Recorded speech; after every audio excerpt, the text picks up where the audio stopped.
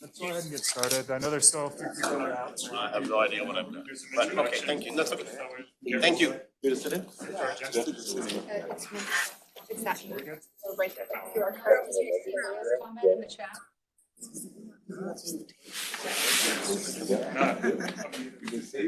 It says that she can't unmute herself, but then she was able to. Okay. Detention. Good now. Yep. Thanks for the concern. Maya, on which continent are you now? I'm still in Africa, Still in Africa. Okay. but I'll be in Texas soon enough. I can't Okay. wait to be in El Paso specifically, eat some good food that I recognize. Now, can you hear me? Okay. Yep. Okay.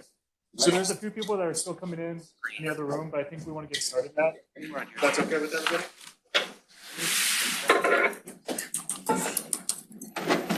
I'm gonna pull up the presentation notes. You got it. All right, so good evening, everybody. My name is Alex Huffman. I am with the City of El Paso. Joined here by my colleagues and then our consultants who are both online and in person. I'll introduce them in a second. Just want to talk really quickly about the meeting logistics tonight. So on the left here, you're going to see the agenda. So in the agenda where it's listed as orange, that's going to be opportunities where we'll have opportunity to provide us feedback. So the way that we set this up tonight, so we really want to hear from you. So the presentation is going to be a little bit on the lighter side. We're trying to give you enough information to prompt some of that discussion. But the full presentation, some additional information is going to be available on our website, which we'll show at the end, where you can get more in-depth information. But really, to give you an opportunity to provide us some feedback and really to spark discussion as a group. So again, there's going to be 4 opportunities here in orange. And then at the end, there'll be an opportunity for questions and answers. Guys, we can go next slide. So I think, knows if you still think there'll be a fair opportunity. I don't know if we want to go around the room, if you just stick to the main introductions. I'm okay with either. I think we have a manageable size if we wanted to do that. No? Okay, I don't know. All right, so I'll do the city side first. So again, my name is Alex. Over here to my left is Apollonia, and then Joaquin is here as well. We also have from Ford Momentum, we also have Selena who's here in person. I'll let each of these individuals who are on the screen introduce themselves. They're also part of our consultant team. I guess starting first with Stantec, who's leading the planning effort. So up big first is Nels, just waving to you. Here on the bottom right, you'll see David Dixon, and then also Joel Mann with Stantec. Also with the city team is going to be Cynthia Albright. She's actually joining us online. We also have from Ford Momentum, Maya Ford, the namesake of Ford Momentum. And then also part of our project team, but not necessarily here participating tonight, is EPS. They did some of our market work to make sure that a lot of our findings are based on data. And then also we have Clarion, and Clarion's going to be really important, especially in the implementation phase. As we try to implement some of the recommendations of the plan, they're going to be core to making that happen. Now, if you can go to the next slide. So I want to start here, provide some context before we get into some of the discussion that we're going to get into tonight. So first is, why is this plan important? So, previously the city had done a plan in 2006 for downtown. It was called the 2015 Downtown Plan. And the reason it was the 2015 Downtown Plan was because that plan sunset in 2015. So right now we actually don't have a plan. We don't have a vision for downtown. Don't want to sit here and pretend that it was a perfect plan. I know that there were a lot of concerns that we heard from the community at that time. And also a major reason why we want to restart this process to make sure that generally speaking, the recommendations that we develop as part of this are reflective of the community as a whole. So some of the things that we're looking to achieve through this plan is making sure first and foremost that development, whether it's public investment, so that would be things that the city does, or private investment, things that developers do or property owners do, is equitable. And we want to make sure that investment happens throughout the entire planning area. The second thing that we're looking to do is to redevelop vacant lots and underutilized properties. And so in some of the analysis that you're going to see tonight, and also that you can see for yourself on our website, there's a lot of opportunity in downtown and uptown. And when we say that, what we mean is that there's a lot of vacant properties, so properties that don't have buildings on them. And also we have underutilized properties. So those might be things that like there's a parking lot on, things that we want to see redeveloped. And so that's going to be another key goal and an aspiration that we have in terms of developing the recommendations of this plan. And finally, I know something that's going to be really, really important to everybody here is looking to increase taxable values. And one of the major reasons why we want to see that is because if we get increased taxable values, especially in some of the most valuable places in our city, which is our downtowns, there's an opportunity to, leverage that investment and get additional public improvements, but also it's an opportunity to perhaps, lower our tax rate. And that's something that I think we really want to explore the possibility of. Just pause to let everyone know that we do have a language interpreter here. Yeah, sorry.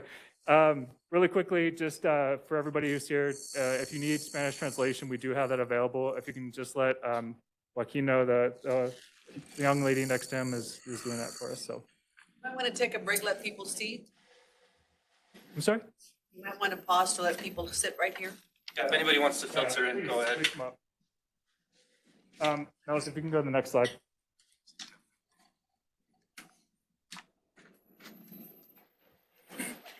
Okay. So one of the big things with plans and planning efforts is that we use that opportunity to develop a vision for the study area. And we'll show what the study area is here shortly. But some of the overarching goals, the big goals that we want to see is that we want to promote investment without displacement, right? That's one of the most important things that we want to achieve through this plan. And that's one of the reasons why we're targeting these vacant and underutilized properties is because we think that there's a lot of opportunity to get additional residents downtown without necessarily displacing anyone who currently lives there. Second thing that we want to do, and we'll get into how we're going to be able to do this shortly, but we want to document the community desires for infrastructure, things that you both do and do not want to see. So maybe there's opportunities for planting additional street trees. Maybe there's opportunities for putting maybe less parking on the street or more parking on the street. Really want to hear from you what those infrastructure investments that you want to see in your neighborhoods are. Third is that we want to improve the synergy between downtown and uptown. So again, we know that there's been a lot of investment and we're looking to promote meaningful connections between downtown and uptown because of the investment the city made, for example, with the streetcar, also the opportunity that we're seeing that the city is pursuing right now for the deck in downtown. And then also looking to reinforce those major infrastructure investments with some private investment as well. Fourth is that we want to identify public projects for city investment. So in the next slide that we're going to show here, we're going to highlight some different projects that have been funded through the Downtown TERS, which is an opportunity to put public investment in places without necessarily having to use debt to pay for those things. And then last is that we're looking to add more housing. And that's going to be a big theme that you're going to hear tonight. And the reason that we're talking so much about housing is because housing is what draws the additional services, things that you want to see in your neighborhoods, like grocery stores or maybe public facilities. A lot of those things, those decisions are made based on the number of rooftops that we have. And so the more housing and more residents we have in the study area, the more opportunities are going to be for those types of amenities. Next slide. And so this is a simple example. So this is our existing downtown TERS. The downtown TERS is limited pretty much just to where we have our existing downtown footprint, which more or less follows Paisano north to the freeway. And then it does include a few more streets to the south, especially on El Paso Street. But for the most part, that's where we have our existing TERS. And the thing that we really want to highlight here is that all the projects that are shown here, both private buildings as well as some of the public investment, bottom right-hand corner looking at the street tree plan and also the alley activation, those were all improvements that were paid for by the TERS. Again, that was not using a debt to pay for those things. And that's one of the reasons that we want to have this conversation tonight is that with the TERS, there's opportunities to fund additional improvements. Again, not coming out of the taxpayer's pocket, anything more than what we currently have. Next slide, please. So the last thing I just want to touch on now is why downtown and uptown are we looking at the study area together? So the big thing that we want to recognize and we want to say right here from the get-go is that the success of downtown is really contingent on the success of the surrounding neighborhoods. And so we know that the residents who live in those neighborhoods are the ones who maybe work downtown, support downtown businesses, go to the different public amenities. And so making sure that downtown works for the existing residents in the study area is really important to us. And second is that investing in surrounding neighborhoods enhances and supports downtown. So it's a two-way relationship. So in the same way that we're saying that we want to focus on downtown, we also want to be focusing on the surrounding neighborhoods because investing in them makes our downtown better. And so just from a high overarching perspective, that's why we're here tonight. That's why we're looking at downtown and uptown together. And so with that, I'm going to hand it off to Nels, who's going to go over our project schedule and where we're at so far in our process. Great. Thank you so much, Alex. So we've been busy with this project since about March of last year. We have uncovered a lot of very interesting material in El Paso, and we're going to be giving that to you very quickly tonight because we have a lot of material to get through. And today is a very important day in the scope of the project because we're going to be moving from the analysis into actually setting down some of the implementation strategies leading up until next March. So we really appreciate your feedback, and we're going to be getting to some questions very soon. So we're going to take a moment here that we have about 10 minutes to talk about why this plan is important, and we're going to guide that with a couple questions. The first one, and again, grab your phone, pull this out. I'm going to put 2 minutes on the clock for this because we have a lot of things to look at. This question is really about what your preferred boundary for the planning area is. This is something that the city has said that they want to crowdsource. So on the left, you have the biggest possible boundary that was recommended through an online tool. The next one over is the planning boundary as it has already been presented. The next one over is the same thing, but without the rim neighborhood. And finally, you have a planning boundary that's very tight to just those areas around downtown Segundo Barrio and the streetcar network. So you can hop on the phone, go to the current slide if you're not there already. Oh. I can't see anything. Real small. Yeah, it is. Yeah, the images are real small. This survey question is also up on the city's website, and if you haven't voted yet, you can actually click on the picture. You'll see a bigger one to zoom in a bit. Can't vote on something you can't see. Right. There's a description Yep. below the picture. It's next to it. There's another picture below. There's a description below the picture, or you can click on the actual picture itself to enlarge it so you can vote on it. Thank you. You're very welcome. It's on Minty.com. I don't know whether it's Minty.com. Let's go there, you put that type in. Yeah, so this is interesting. We're seeing a lot of support for looking very closely at the area of downtown, then up the Mesa corridor and Segundo Barrio. Can you flash the QR code again real quick? I'd love to. There you go.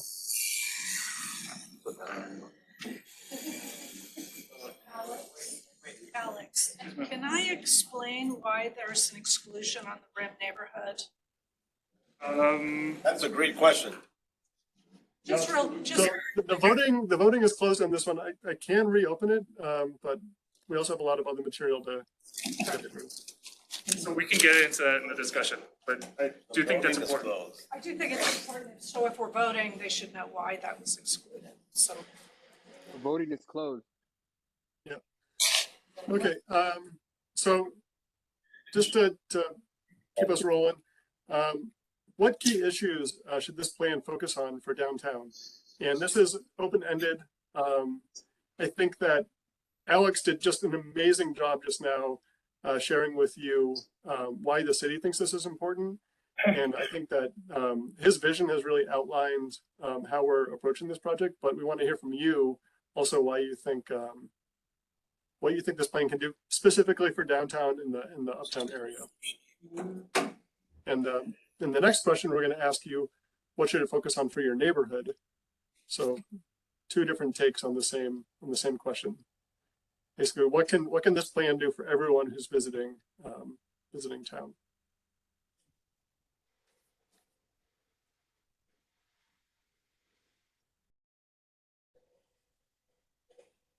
This is great. Yeah, we're seeing a lot of familiar themes here. David, feel free to jump in if you want, but this is fantastic. Thank you. More mixed use, keeping the current residents walkable, providing services, keeping taxes low. Can't even keep up. They're coming in so fast. This is great.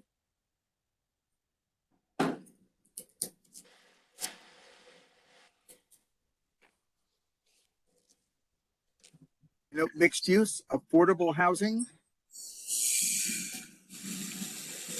more affordable housing. Yep. Walkability. People are really capturing the spirit of what a downtown can be. Thank you.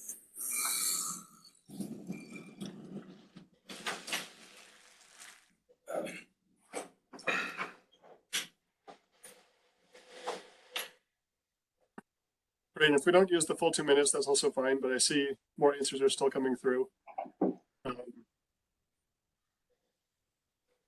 This is very good feedback. It looks like somebody wants college kids to come downtown and have fun. Let's say parking downtown in trolley. It's not gonna be it.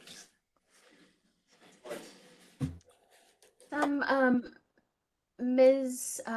Carl Klassen said not displacing current residents. And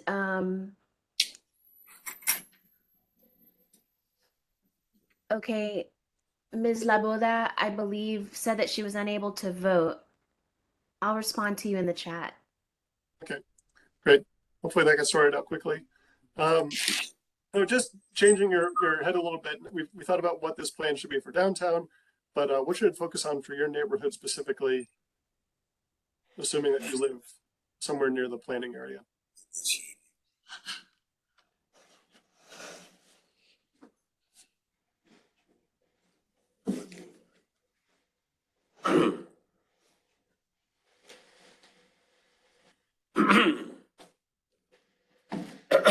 We have a hand raised. Yes, sir. Just real quick, how many of you actually live in downtown or within the planning area, other than me? Yes. Live? Well, no way. He's on the gay side of downtown. Thank you. Damn.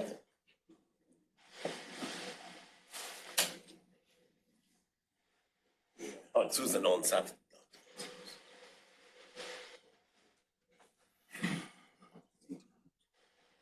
Okay, so we're seeing some comments here about lighting, traffic control, providing job opportunities, street trees. And avoiding displacement. I think that's Yes. a common theme here. Thank you. Trees and more trees.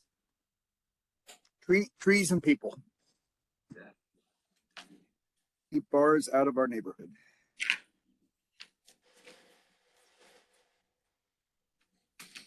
I think one thing this emphasizes is that the plan for the downtown core can and should be something very different than the plans for each of your neighborhoods. Okay, so this next one is important. We give a few more minutes for it. I'm gonna put the clock up. Take a moment to imagine your community in the future. In a few words, what can you expect from El Paso in the future for you and your family? So we're going to be using this to construct the vision statement for the overall plan. So this is an important exercise. We really want you to think deeply about what the future of this area should be. And you'll have the opportunity to fill in some words, to fill in some more words if you want. You can put it in a single word.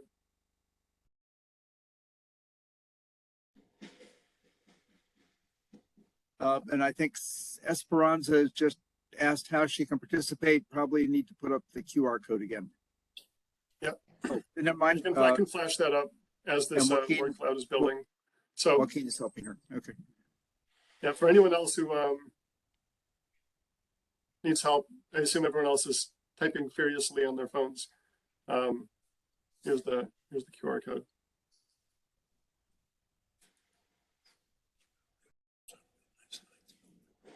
We really think the vision should come from the community, and so this is a really important aspect of the process, is to hear from you about the downtown and uptown area.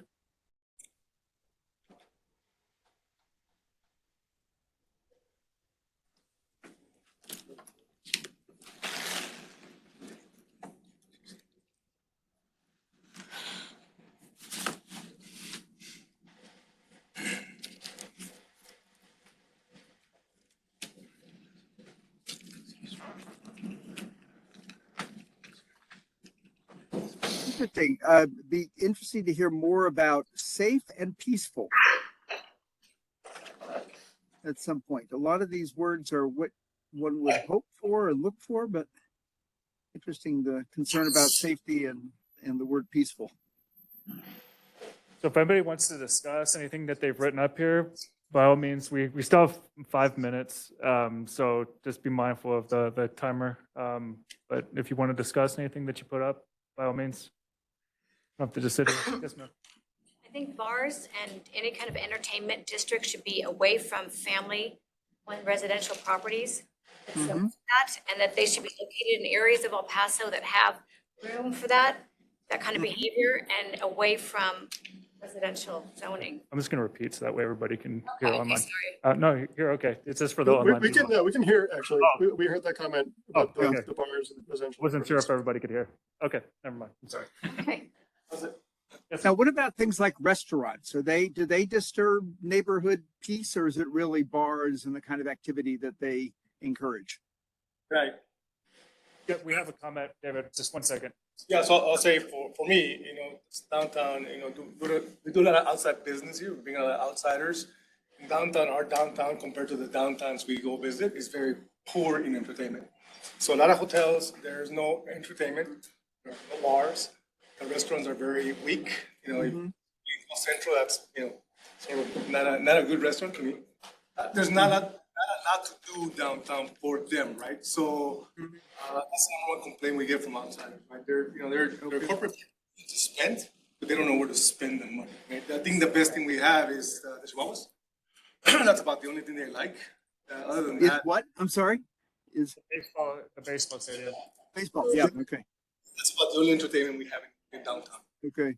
So you're going to hear tonight a lot about the emerging market for downtown housing. And one reason a lot of downtowns are a lot more vibrant and active is because they have a lot more folks living downtown. And I think that can quickly change for El Paso also. I think that as a mom, a lot of the safety issues is from cars. If we can have marked parking spots so that way people know where to go to park in a safe manner, guidelines for streets on where to access, to go on different sidewalks to make sure that people are staying safe. And that would, help out a lot, as well as maybe a lot of the displaced people living in the streets or whatnot. I mean, in other downtowns, we're not as bad, but if we don't take care of them now, meaning that give them accommodations, give them options, make sure that they're also included in our plans, it could spiral out of hand really quickly. Thank you. One of the most important things one can do for folks who are homeless is have places they can go during the day to get skills, to meet each other, to get health care.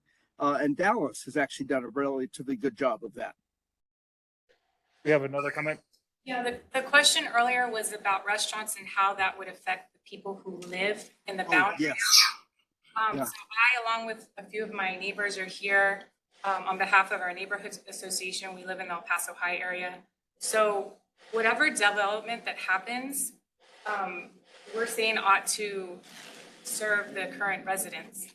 And so we're really emphasizing an approach that utilizes asset-based community development. So whatever, I think there's an opportunity here to really focus on things that are going to lift up the people who are already there, that are going to add to our quality of life, regardless of what people who are visiting downtown think, because we're the ones that live there. And then downtown would be something separate. Thank you. That actually makes a great deal of sense, and thank you. All right, one more, because we're got about 90 seconds left. Yes, sir. Of the areas that we're talking about, El Paso High is a beautiful neighborhood, but I actually live downtown in the Union Plaza district, the El Paso's first, and to the best of my knowledge, only mixed-use district. We have bars, we have restaurants, and everybody lives very nicely together. And it all comes to the leases that we have and the property owners. When we set, for example, Dead Beach Brewery, when we set parameters and we tell them you're gonna knock off the outside amplified noise at midnight, they do it, and it's in our lease. If you go to the other neighborhoods, that's when there's madre, but in ours, we control it very nicely. And we live very good. One great thing about a mixed-use neighborhood we with don't need that in entertainment Sunset Heights. is that the residents really do help control what goes on. I'm sorry, you were saying Sunset Heights? Sorry? Yeah, we really don't need any mixed zoning in Sunset Heights at all. Okay. So just keep it out of Sunset Heights. Sure, okay. All right, 30 more seconds. Anybody else have any more comments? What I would say is, we gotta be careful, right? So I think the only entertainment area that I know of, it's in front of YouTube, right? And that area continues to be diminished by the fact that we continue to tell the business owners that they can't park in the area, they can't be there, they can't be loud. Basically, we're killing that area, right? And that's what we want out of El Paso, then that's fine. We'll never be a big city. We'll always be a small town, right? And we gotta be careful that if we're meeting here to develop downtown per se, de facto, like Dallas, Austin, which I lived in, they do that. They promote businesses to bring in revenue and outsiders to the city. Because I'm here downtown every weekend spending, and it's just a destination, and then you go out, right?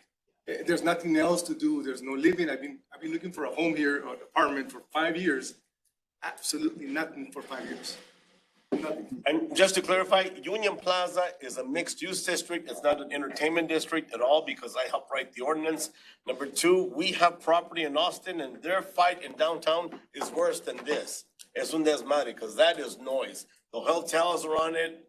We have a house in Westlake, and we have property downtown in Austin, and so we have this idea that Austin is really great. It's a huge fight downtown in Austin. Thank you. Okay, great discussion. So just trying to keep this going along so that way we can have the most discussion that we possibly can tonight and cover as much material as we can. So Nels, I'll let you take it back over to the next.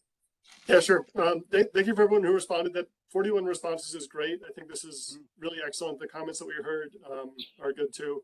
Last question for a little bit is, what person or organization is important to include in the planning efforts? So just a quick hit on this one. Is there anyone that we're forgetting or anyone that we shouldn't forget to reach out to as we're working on this?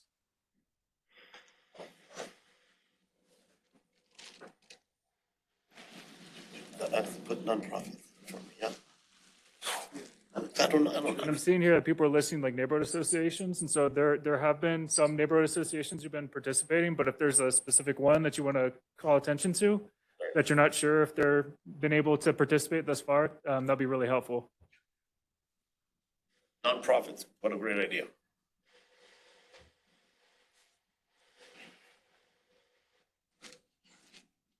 This is great.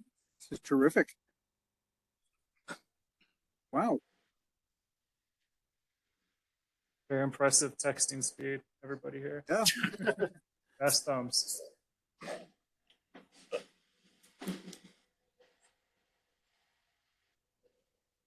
Great. Okay, as this closes up, and thank you for this again, I'm really impressed with the amount of feedback we're getting. We're going to start talking about what else we need to know. So we're going to present some findings to you, but we're going to also frame it in such a way that these are questions. We want to know from you about housing, about transportation, about what you think about employment opportunities downtown, how the city is investing, what kind of improvements are being made. So we're going to get through this really quickly so that we can then start talking about some of the specific districts. So David, you want to take it away about the market? Yeah.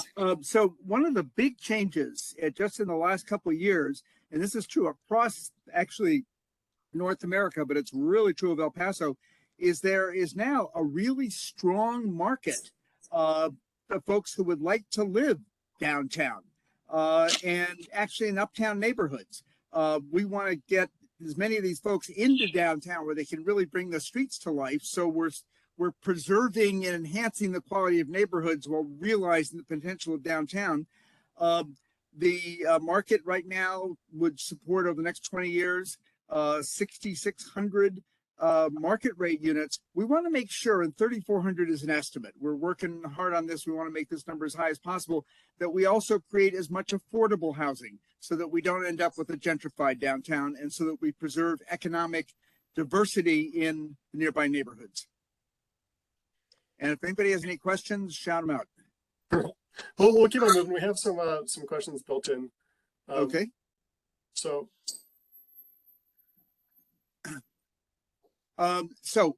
housing is not necessarily going to pay for itself right away. It's certainly a good investment. But one of the things we're looking really hard at is whether it's zoning or financial incentives for market rate housing and more incentives for affordable housing to make sure that we can increase the amount of housing, particularly downtown. And as Alex said, fill empty lots in neighborhoods and make sure we've all said preserve affordability. We're learning a lot from what other communities in Texas are already doing to build their downtown housing, downtown populations. So yeah, just quickly, another survey. Why do you go downtown? And then you can select all the ones that apply for you. So whether you live, work, visit friends and family, go shopping, recreation, entertainment, education, something else. And yeah, that's a good point about the housing market. So you know, as David shared with us, and the analyst who worked on that couldn't be here tonight because he has COVID. But also, as we heard from the comments in the room, there is a big demand for housing in downtown, but right now the rents can't necessarily support that. And so part of this plan is figuring out other ways to incentivize housing to come in so that it can provide all the benefits that Alex talked about at the beginning. And when those folks do move into downtown, believe me, it's a good investment. They eat in restaurants and pay taxes. Their housing units go up in value and eventually start paying taxes. They also, a lot of people living downtown is a great way to attract more and a more diverse range of jobs to El Paso. Companies look to see how vibrant is that downtown? Do I want to invest in that city? Bring my jobs. So the responses that we saw here are actually really well connected to some of the data that we've been seeing, where a lot of people are coming downtown for recreation and entertainment, but also working on top of that. So you closed the voting too quickly. I'm sorry. We did get 42 responses, but there'll be some more things to respond to. Can I ask a clarifying question? Thank you. By downtown, you're not talking about that entire uptown, downtown proposed region. You're talking about how everybody thinks of downtown specifically now on this side of I-10. Is that how you're defining it? No, did you hear the question? Yeah, I did. It is tricky. Part of this plan is to try to understand how we can expand downtown's energy from beyond just those 20 blocks at the very center, to have more mix of uses up Mesa, on Montana, even out the Texas corridor. And so I guess we're using the term a little bit loosely, but basically, why do you come into the heart of the city today? So that's critical because like what you said, you may live in the downtown that we expect, but I live in this larger section that you're talking about, and that's going to change the answers to all of these questions. Yeah, so I would have answered differently had I understood that. Yeah. Me So too. Data is already. Okay, Nels, let me try clarification. When we talk about downtown, we're talking about the downtown core as opposed to the neighborhoods many of you live in. That's true. And as we talk more about the plan, you'll hear us really talk very differently about the downtown core, trying to attract investment and vitality, and the neighborhoods where we really want to enhance and reinforce the quality that you already have and expand on it. Is that helpful? So then when you say downtown, we're talking about the core, or do we need to hear? I'm trying to make sure I'm looking out for the right term. We're talking about the traditional downtown core, I think what people would think of as downtown. And so to clarify, downtown only has 4 neighborhoods. We have Union Plaza, Chihuahuita, El Segundo Barrio, and the McGoffin neighborhood, and that's it. Sunset Heights is right next to us, as is the El Paso High School area is right next to us, but that is not downtown. Yeah. Yep. And this is the that's right. downtown Sunset Heights and is not town downtown. plan. Joel, did you want to? Nels? Yep. Nels, I think we should probably ask if we should reopen that voting one more time, just because I think a lot of people might have answered differently. Not exactly sure how to restart it, but okay. If people were approaching this with the thought that it was really the downtown core, then you were approaching it the right way. And I'm sorry if I confused that issue. But I think David clarified it with talking about how the neighborhoods are definitely going to be treated differently in this plan. Joel, mind talking about transit? Sure. We have a few data points that we want to share very quickly that talk about some of the things that support downtown living and living in the surrounding neighborhoods. And as we started studying what travel options there are today in El Paso, one thing that struck us is that the transit system you have, especially how it's taking shape around the Brio bus rapid transit network, is really giving tremendous opportunity for this central part of the city, you know, for people who might not want to have to use a car all the time or maybe even try to live without one. And one really striking finding we saw that's shown here is just how many jobs in this area are within, you know, close walking distance of those Brio stations or the streetcar, both of those. It's about 3/4 of the jobs, you know, in this area, which is really remarkable. On the next slide, we have a bit more information on yeah, I think first we're going to just pause for another quick question. So, you know, looking at that previous slide where we had the, you know, a heat map of all the employment opportunities in town, in the downtown, what kind of future employment and services would you like to see here? And we'll give you a minute to answer that.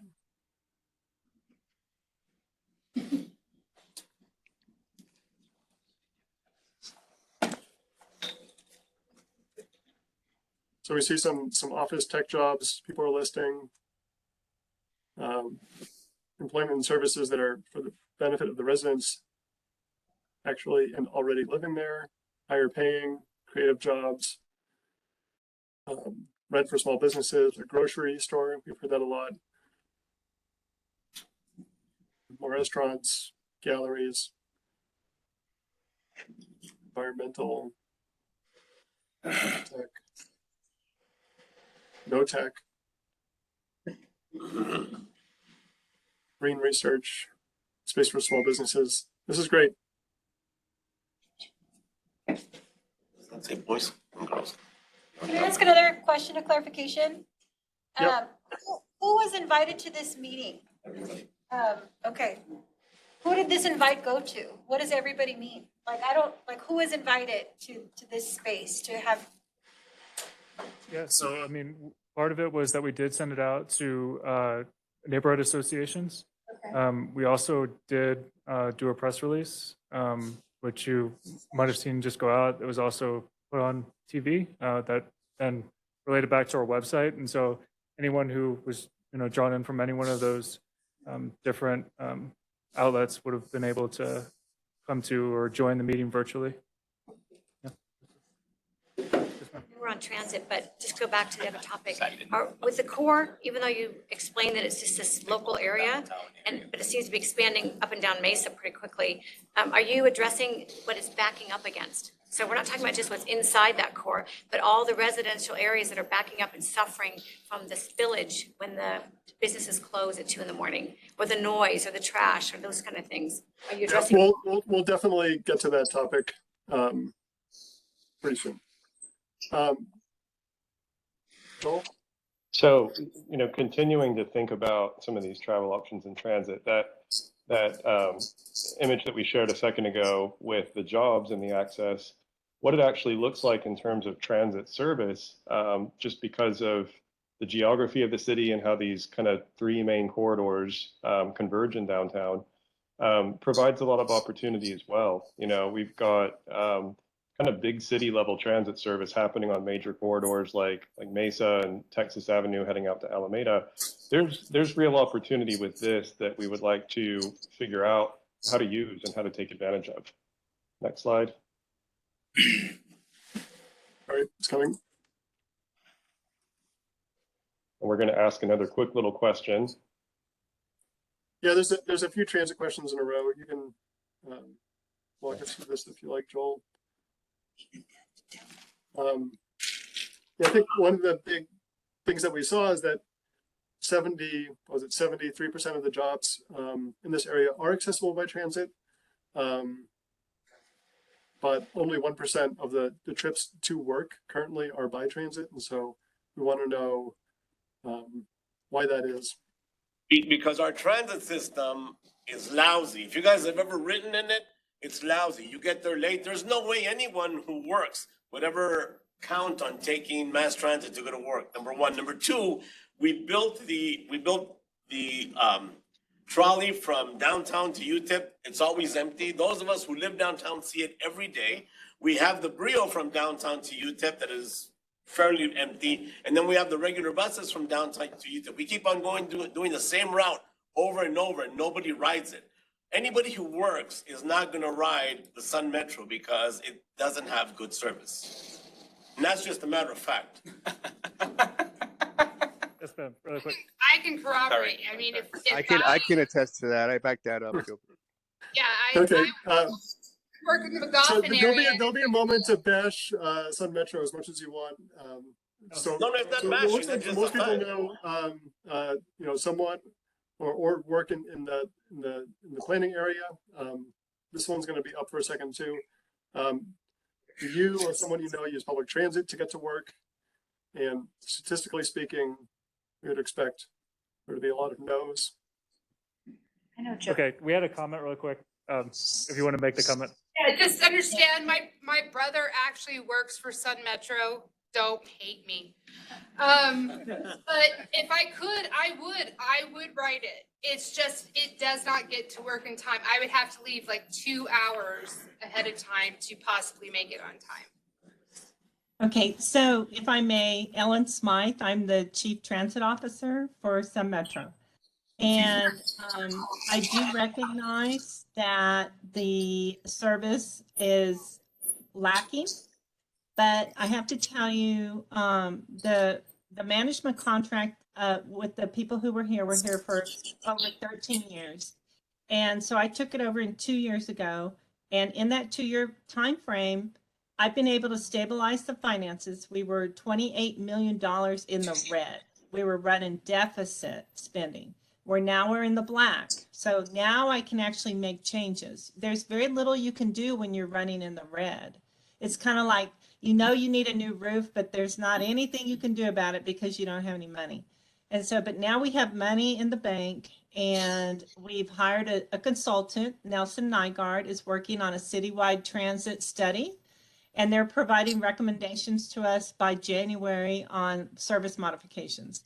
The other problem that we had going on was we covered the whole city. We went winding down neighborhoods and around. And so what we're trying to do is keep the buses on the main thoroughfares and then do little neighborhood circulators or on-demand transit where you can just hit your app and say, I'm here and I need to go there. And so we'll pick you up on a microtransit basis and bring you to the nearest Brio to shoot you across town, where you can connect with another Brio to shoot you across town. And when you get there, you hit microtransit again and we'll take you to your destination. So it's going to be like these little wheels on the outsides and the major, as fast as we can, which is what the name Brio was intended to be. And so I'm working really hard right now to change the entire system. And you're going to see some huge changes coming forward. And I know it's past time. I know this probably should have happened a decade ago, but the reality is we are where we are. But I am here to pledge to you. I'm here in this meeting listening to your comments, and I'm not going to even try and argue with you, right? Okay. So, but no, the future is going to be totally different. We're looking at electric vehicles. We're actually looking at piling a program with a driverless vehicle to come get you. I don't know if any of you would get in it, but if a vehicle pulled up with no driver, would you get in it? Maybe that's a question. So anyway, I'm open. I'm totally open, and I understand your frustration, but I want you to know, I pledge to you it will get better. I promise you. We're really happy to hear it. Thank you, Ellen. And looks like we have some good feedback here also for why people might not be taking it currently. And one of the things that we're going to be thinking about, and that Joel's going to be talking about later in the presentation, is if we do bring this housing into town, what could that mean for increasing the level of service? So we're going to pivot now. That was the talk about transit. Now we're going to talk about how the city has been investing in public infrastructure, and by that we really mean what's in between the buildings, the streets, the sidewalks, the street trees. We saw that was a comment from a lot of folks about the lack of that in their neighborhoods. So this is, I think, is a pretty decent street. I took this photo on Rio Grande in the Montana corridor, and we want to hear from you. Are you satisfied with the sidewalks, lights, trees, and safe bike routes in your neighborhood? Yes, sir. Well, you guys, the Union Plaza District, by the way, in downtown, since memory, we've had 15 downtown plans. Only 3 have come into fruition in all these decades. One of them, the most recent one, was Union Plaza. We have great lighting because we went from 1 street light to 10 street lights per block. We have great trees, or we had. The problem is the city doesn't keep up with them. Our lights are always out and our trees are dying right now. On Durango Street, we have at least 3 trees that are dying. So even if we put in the scapes, the city has got to keep up with the maintenance. Thank you. So for that, have we considered using neighborhood associations to do that? I mean, we're putting a lot on the city and we can observe and be good neighbors as well. So I just wanted to kind of The city for the past 3 years have been understaffed because of COVID. So, we'll give them that benefit. But I think, I know for a fact they're trying to restaff, the parks in the same boat. Yeah. In our neighborhood, we water our own trees, but we can't climb up to the street lights and switch out those lights. So I'm sorry about that, but we'll water the trees. And we pick up our own trash because now we know that the DMD is tasked. So we just hosted the Food and Wine Festival. We hired our own crew to clean up around it. I just was gonna reiterate, I think it sounds like a good opportunity for, partnerships to happen along with the city, with any other organizations that then have green job development or apprenticeships with youth. And so there's an environmental stewardship that could get a little bit more ingrained. And so, I don't know, I want to approach this with a more positive, energy. It's how to work together through some of these issues. Those are great ideas. One of the challenges that you have in reality is code enforcement. For example, when you have the neighborhood day, we wanted to restripe the white stripe for parking so people don't back up into each other. We got hit with code enforcement. You guys want to live downtown? The reality is there's no parking, you get tickets. Could any of you comment on whether you need more street trees along your neighborhood streets? And I should temper that to say we didn't find a lot of shade. Yeah, we definitely saw some comments to that effect. I think our analysis really gives the same message that we just heard from you. There are sidewalks, but maybe they're broken sidewalks. We looked at every street tree in the planning area or the areas within a 5-minute walk of the transit area. And there are a lot of gaps. So obviously a lot of places where there needs to be street trees. And we think that's really a high priority for making it a more comfortable walk to get to the bus stop or to the streetcar. There is a bikeway plan, but there are still gaps as it's being implemented. And this is definitely going to be an improvement once it's complete. And then we also looked at the city's streetlights and found that there are gaps in neighborhoods. And some of those gaps are associated with things like speeding problems. And so they should be addressed also for safety. I'm moving quickly because we just have so much material to share with you. Joel, do you want to talk about how things have changed with COVID in downtown? And we asked a question on this just a minute ago, and it's really interesting that responses we got kind of align with this. But we took a look at some data on travel patterns, sort of real-time information. This is collected on smartphones. And this is looking at who came into the downtown core before and then kind of during COVID. And what's interesting that we found with this, we had 2 data points available to us. One was just before the pandemic began, and it's about the same number of trips being made on an average weekday into downtown. It's about 26,000. But what's really interesting is that during COVID, the purpose of the trips changed. It used to be that there were about 50 or 60% of these trips being made for work. Now, the bigger share is for shopping, recreation, entertainment, that sort of thing. And work-based trips, still a strong portion, but it decreased from what it used to be. And this is right in line with what everyone shared with us, that the biggest share of the travel to downtown that you're making is in recreation and entertainment. Great, thank you. So how else has COVID-19 changed the way that you think about downtown and uptown area? Yeah, I'll make my comment, right? We're talking about the sidewalks, and I gotta say, don't worry about the sidewalks. If there's nothing to use the sidewalks for. I mean, again, I come downtown every weekend. It's just, I go to restaurants, I go to bars, I go to Chihuahuas, I go to the events. I love downtown, but I wish I could live downtown. I wish there were more people downtown. I think it's great. Yeah. Having lived in Austin, having lived in Dallas, I think it's a great infrastructure. We just don't have anything to do downtown other than eat, which is we gotta work on that, right? Anybody have any comments about COVID? Be careful assuming that people aren't already here and in these neighborhoods, and centering their perspective and what they want before this town, frankly. And there are sidewalks because they're literally next to my house, like as I walk down the street. So for us in downtown, when COVID hit, we went to curbside pickup immediately, and that worked really well. There was actually on Saturday afternoons, there was lines of cars picking up, at least at the brewery there was. The other thing that happened is that across the street is one of the bigger new office developments. What used to be the Hicks Ponder and now is the new home to the El Paso Times. What COVID taught us is that employees can be just as productive from home as they are from offices.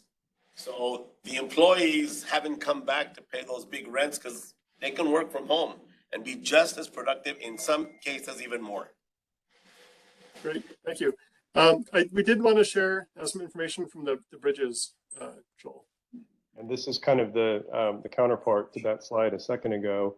That was capturing cell phone information from within the US. That's how that provider can gather data, just because of cell networks. But we wanted to compare what happens with the border crossings as well, because those are an important part of downtown and who's coming to it. So as you might expect, with COVID, if you look at these graphs, it's marked here on each of them toward the right of each one. There was a drop in people coming in, but it's rebounding. What's interesting is that the number of pedestrians is about half of the number of personal vehicles. If you think about that and how that breaks down, that's far more pedestrians as a share of the total travel happening than we see typically in El Paso. Most people are getting around by car, and it's about 85% of all travel being made by private car. So with about a third of the travel coming in from pedestrians, that's a strong share that points to the importance of good sidewalks and all these things that we've just talked about. Great, thank you. And then, we also just want to show that cargo trucks are at an all-time high. So the cross-border economic activity with Juarez is still a very important part in growing in importance with El Paso. So, David, what else have we learned very quickly? Well, we have certainly learned the importance of equitable investment, and that means making sure that we invest in downtown, and so people of all economic backgrounds can live in downtown, and that we invest in neighborhoods, and whether it's affordable housing or parks or more street trees, that we really look in the neighborhoods, particularly at quality of life, and make sure that everybody has the same opportunity for really a good quality of life. We've learned about, well, this is no surprise, but just how incredibly diverse El Paso is. And I want to say in the 21st century, that is a huge resource, because companies are looking for diverse workforces. They're looking for places that with a lot of diversity, and that makes El Paso, I think, particularly because in an era of an increasing labor shortage, the fact that you're diverse also means you have an easier ability to grow your workforce as folks come over the border. That's a real asset in this day and age. We have learned that the economy of El Paso probably has not diversified as much as other economies in Texas and elsewhere. There's a lot of dependence on border trade, et cetera. One of the things we really want to do is pump as much vitality into downtown, because this is a really important way to attract a broader array of jobs and frankly give people across El Paso a better chance at good jobs and rising incomes. I noted earlier the comments on safety. We have heard those before, but we want to make sure that whether it's safe, about being safe or shady or comfortable, or there are cool things to go and do, that the neighborhoods in downtown of El Paso are as walkable as possible. We've heard that from a lot of folks. Great, thanks, David. So now we want to hear from you. What else do we need to know to make this planning project a success? So I'll put some minutes on the clock here. What else have we missed? What else do we need to know that wasn't covered in the previous section? Yes, sir. While you guys are answering on your phones, if the city as a municipality can just focus on zoning and the infrastructure, then that'll work. Everything that has happened recently in downtown had nothing to do with the 2015 plan. It is organic. When we were doing the Union Plaza District back in the early 90s, we went and studied and visited Austin 6th Street, Dallas's West End. We found Deep Ellum in Austin. We did Albuquerque's Old Town and Oklahoma's Bricktown. And we found that everything that grew was organic, meaning that the businesses came in by themselves. It had nothing to do with this city or a city staff or anyone like that. And that's what works. If the city can just supply that infrastructure, that municipality thing that it does, it would be great. Number one. Number two, somehow the parking issue and the code enforcement and the cops, we've got to fix that. We have huge disparities in downtown. We've got a lot of corruption still with the cops in downtown. If you drive on Anthony Street at any given day in Union Plaza, our sidewalks are parking lots because cars park on top of them. Nowhere else in anywhere do cars park on top of sidewalks, except there, because the owner of the properties is friends with the commander. And even our bicycle cops tell us as property owners, we've been here so long, that they just can't do anything about it because the commander is not approachable because he knows everything.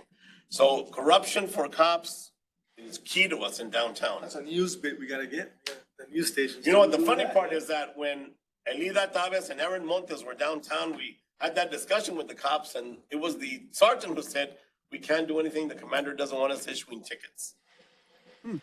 So at a time when downtown's struggling to come back, make sure that the very families you guys are trying to attract are not taxed out of pioneering the downtown revitalization, and don't forget them as the rents increase as well as property values soar. We need to mandate affordability and bake that into the plan, because if we don't mandate that, markets are not going to respond well. In various cities I've seen, it's been happening where it's been revitalized, and now the property values are extremely high and the taxes are high, and so they essentially push out the very people that we're trying to help. With regard to. I'd like to second that really quick. We've missed the noise ordinance. Over in Union Plaza, at least on Durango Street, I own 70% of Durango Street. We have it under control because it's in our leases. It's a huevo. And if they don't like it, they can leave and we'll just get another bar. But in other areas of downtown, like for example, where the Gardner Hotel is, that guy gets killed with the gay district because those sound level is just too much. We missed the ball on downtown. When we have festivals, at least in the Union Plaza, we had 1,800 people on Saturday. We have 7,200 people last weekend, and we have a huge clause for the DJs. Without offending anybody, sometimes we have the street things and the DJs are out there yelling profanities and motherfucker this and let's go motherfucker. And then you have families there. They can't work together. You either have families or you have DJs, either one. Part of entertainment? I mean, if we're gonna be. But that's why we're not an entertainment. Yeah, we're not an entertainment district. We're a mixed use district. Who's in a mixed use district, park bars and clubs and. Exactly. That's why it's called the mixed use district. Yeah. I think, sir, you are an excellent example of why an entertainment district, a mixed-use entertainment district with residents ultimately is, how should I say, a better behaved than one without residents, because folks like you speak up. You haven't said get rid of the bars. You've said everyone should respect each other. I want to come back to the affordability question because that is really critical.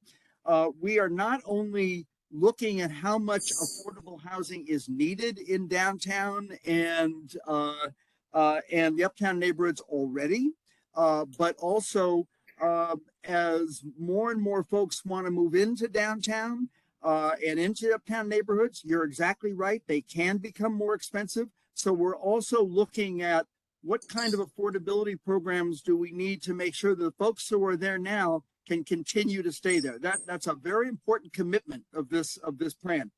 I'm also going to note, and this is going to sound almost amoral, but we live in a different world than we have for a long time. So it used to be that folks who were middle class didn't want to live around folks who had lower incomes, et cetera.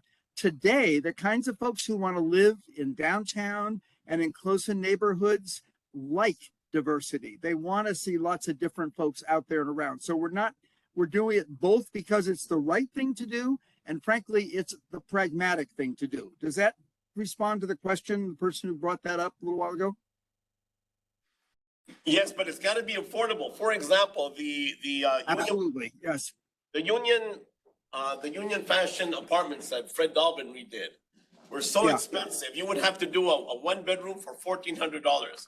Michael Bray did the Savai lofts on top of at the corner of Overland and Campbell. Those are expensive too. You can, in El Paso, you can buy a house, one of those cookie cutter, Carefree, George Thomas, and pay less for your house than you can for an apartment downtown. Yeah, but the case study is simple. Every city that's grown has done it, right? We have a university that requires housing. Every big city does it. They start with affordable housing for students, populate, they bring in amenities, they bring in gyms, they bring in stores, and then everybody else follows because everybody wants to be around fun, you know? But that's how we get it started, you know? I think also, just on the term affordable housing, I think is just kind of skewed, where it sometimes is only sort of catered to either an extreme low income where it's like the middle class is totally displaced in a sense. So it's almost like a mixed income housing opportunity where there's a different array of rates, but also types of units because, you know, generationally, not everyone wants to have the cookie cutter house with the large backyard. And so I think that it's providing those opportunities. Yeah. So I want to say, I'm sorry, go ahead. Sorry, in response to you were saying about that was me who was saying that. I would just recommend you look at the experiment going downtown Albuquerque right now. They're doing a value latching concept, and the private developers are being encouraged to dedicate a portion of the profits to the civic trust, which then funds affordable housing. So it needs to be mandated and baked into what we're looking to grow. And I would say the state of Texas, unfortunately, makes this a little more complicated, but we are looking very hard at the full spectrum of affordability needs, from very low to, as the previous speaker just mentioned, middle income, and at an array of financing as well, not just what kinds of units do people need, but where do we get the dollars to make sure we can make them affordable? This is not something the private sector is able to do by itself. This is definitely where the private sector and public sector have to be partners, and we are fully recognizing that. Is that fair to folks? Okay, yeah, we're going to get back to the affordability issues. Just as a quick recap, and we don't have to take a lot of time on this slide, but thinking back to all that the learnings that we just shared, you know, not what we missed, but what actually resonates with you. What did we present that made sense, that connected to you?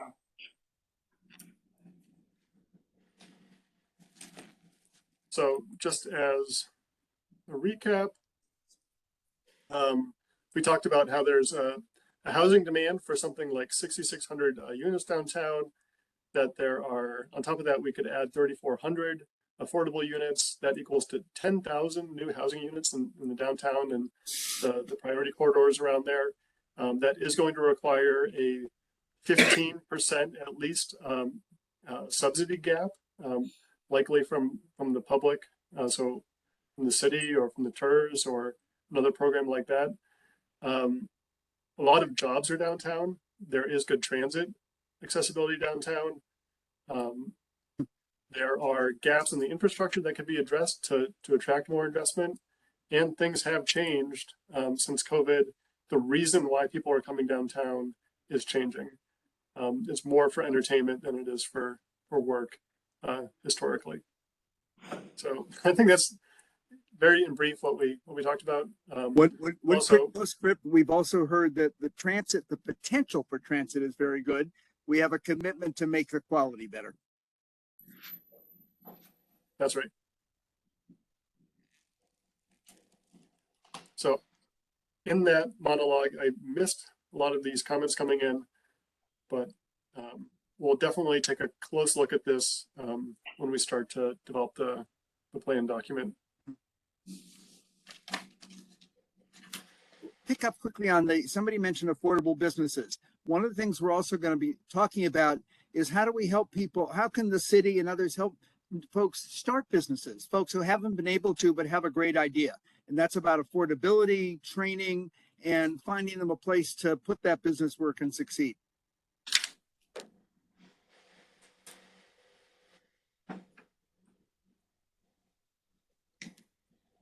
Okay, and as this wraps up, That's you. sorry. Okay,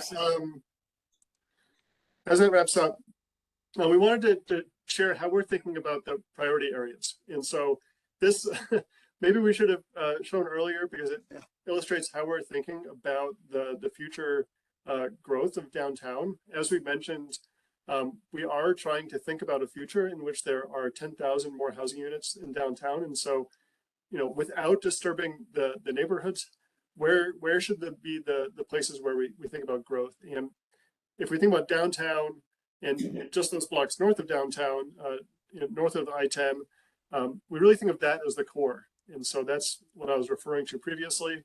And then the other places that we think have really transformational capacity to become mixed use. So it's a very broad definition of mixed use. It's not just bars and entertainment, but services on the ground floor, grocery stores, people living above.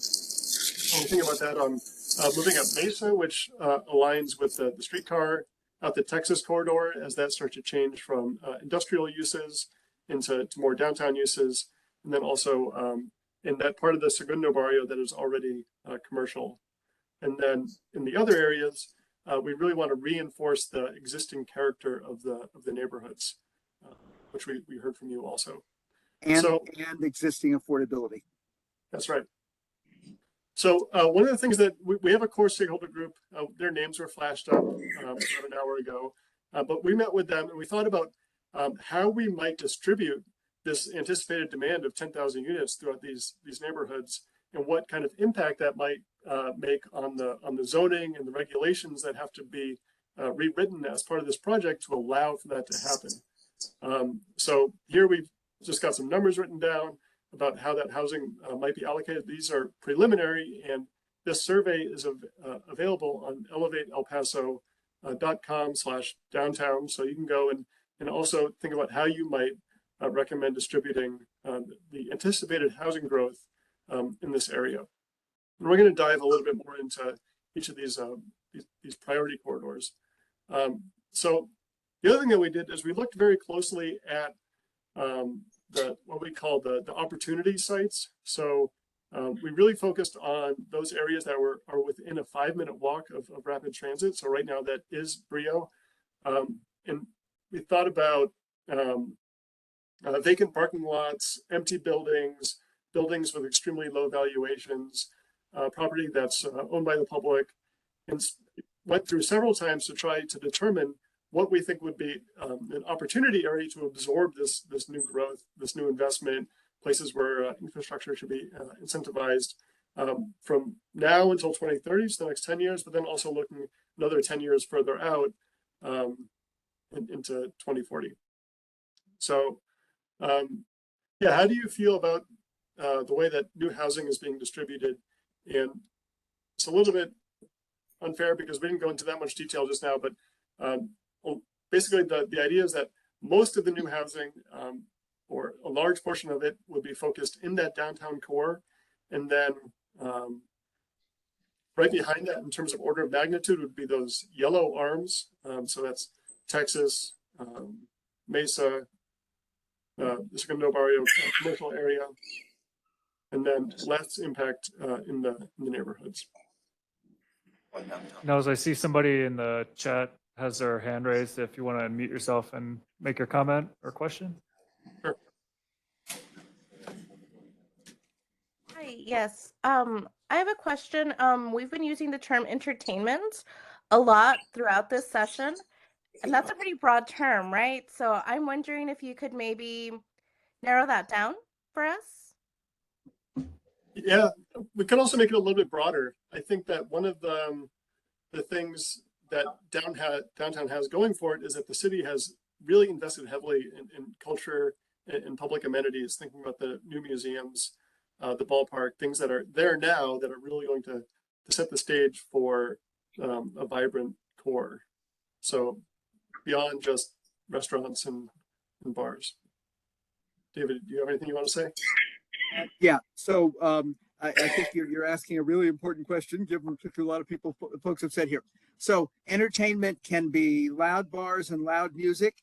It can be what I love to term culture bearers, the folks who perform and really help all of us celebrate their traditional culture and everything in between.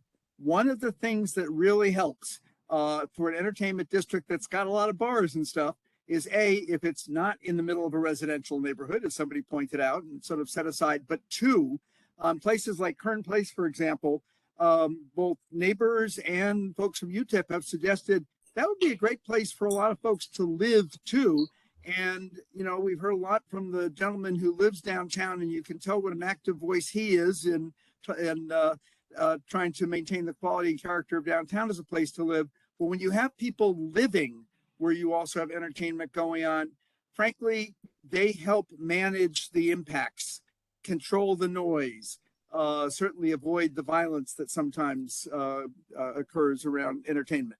And we certainly want to be very conscious of making sure that when we talk about new anything in neighborhoods, that it's about reinforcing the quality of life, you know, helping folks express their culture, not necessarily make lots of noise. Is that helping? Yes, thank you. Okay. All right, and yeah, Joel's going to talk a little bit about the transportation impacts. Real quick, before we jump in, we have a question real quick. Quick question. Are you going to talk about like the specifics around what affordable housing means, non-affordable, the breakdown? Use terms like affordable housing that might not be affordable for somebody? Like, is there a place where you break that down? Yeah, I'm sorry, we will write it down, but I will tell you, we are going to look at folks who make very low income, or folks who make like 10, 15%, less than 30% of the area median income. We're going to look at folks like that. We're going to look at folks who earn maybe 50%, folks who earn 60 to 80%. We're also going to look over 100% because you can earn 120% of median income and still have a tough time finding a place to live. So we'll let you know what those rents are. I don't know yet, but they're well documented. And right now, it's very interesting. If you look at major cities in the U.S., El Paso is relatively near the top of the list of cities that are relatively unaffordable. And that's something we got to change. Is that helpful at all? Yes, thank you very much. Just when we talk about housing, we need to define what housing is, because there's some of us that are, when we define housing, what we're looking for, I'm not looking for a rental. I'm looking for something else, condo. Yeah, and we have been looking at both ownership and rental affordability, and both of them are tough in El Paso right now. And frankly, one of the things is, you have to take care of a house out in the suburbs. It costs you a lot more every year just to maintain it than it does if you have a condo downtown where you can walk to work and things like that. So we want to make sure that broadly we're offering people less expensive housing options. Great, Joel. I want to take a minute and just, we had some, really good feedback earlier, and Ellen spoke up about transit. Just to tie some of this discussion about housing and the potential for the housing market, to absorb more units in downtown, and tie that back to how we're thinking about all this together, because we take those comments to heart. And as I don't have a car myself, and as somebody who depends on transit, I'm very sensitive to when it doesn't work well. So I understand, people who are concerned about that. One thing we want to try to understand with this plan is the ways that this development can actually support transit and make it better, sort of the rising tide that lifts all boats. So we've been looking at potential development, futures with some of the information that Nels will talk about more in a minute, and thinking about what that could mean. And if you had people moving into, this new housing and using transit at the same rates that people are using transit today, looking at through the next 8 or 10 years, that could be enough to support 7 new trips a day. That's taking people who would ride transit, who come into downtown and uptown, who don't live here today, the fares they pay for transit, and Sun Metro reinvesting, that fare revenue back into better service. More people living in a place where transit service already has a lot of potential, but maybe needs to get better, can help that overall. And the next couple of slides just kind of walk further, through that as you get into another 10 years after that, what that looks like in terms of housing, that brings even more, potential transit service to make the service better. You wait less time for buses to a point that, we get to, potentially every 12 minutes instead of 15. This can continue to be supported if we get even more, development happening and more people using transit through ways to, encourage them to do it and make the service better. So we're being mindful of that. We want to try to find ways to help Sun Metro to make that service better. But I think a lot of that ties to a bigger plan for just more people living in a place that could already support, transit use as a way to get around. And if I may comment on that. So one of the issues we face in this downtown area is it's a pinch point. The Santa Fe Transit Terminal is constructed on the far end of Santa Fe, and the only way to get to it is on Santa Fe.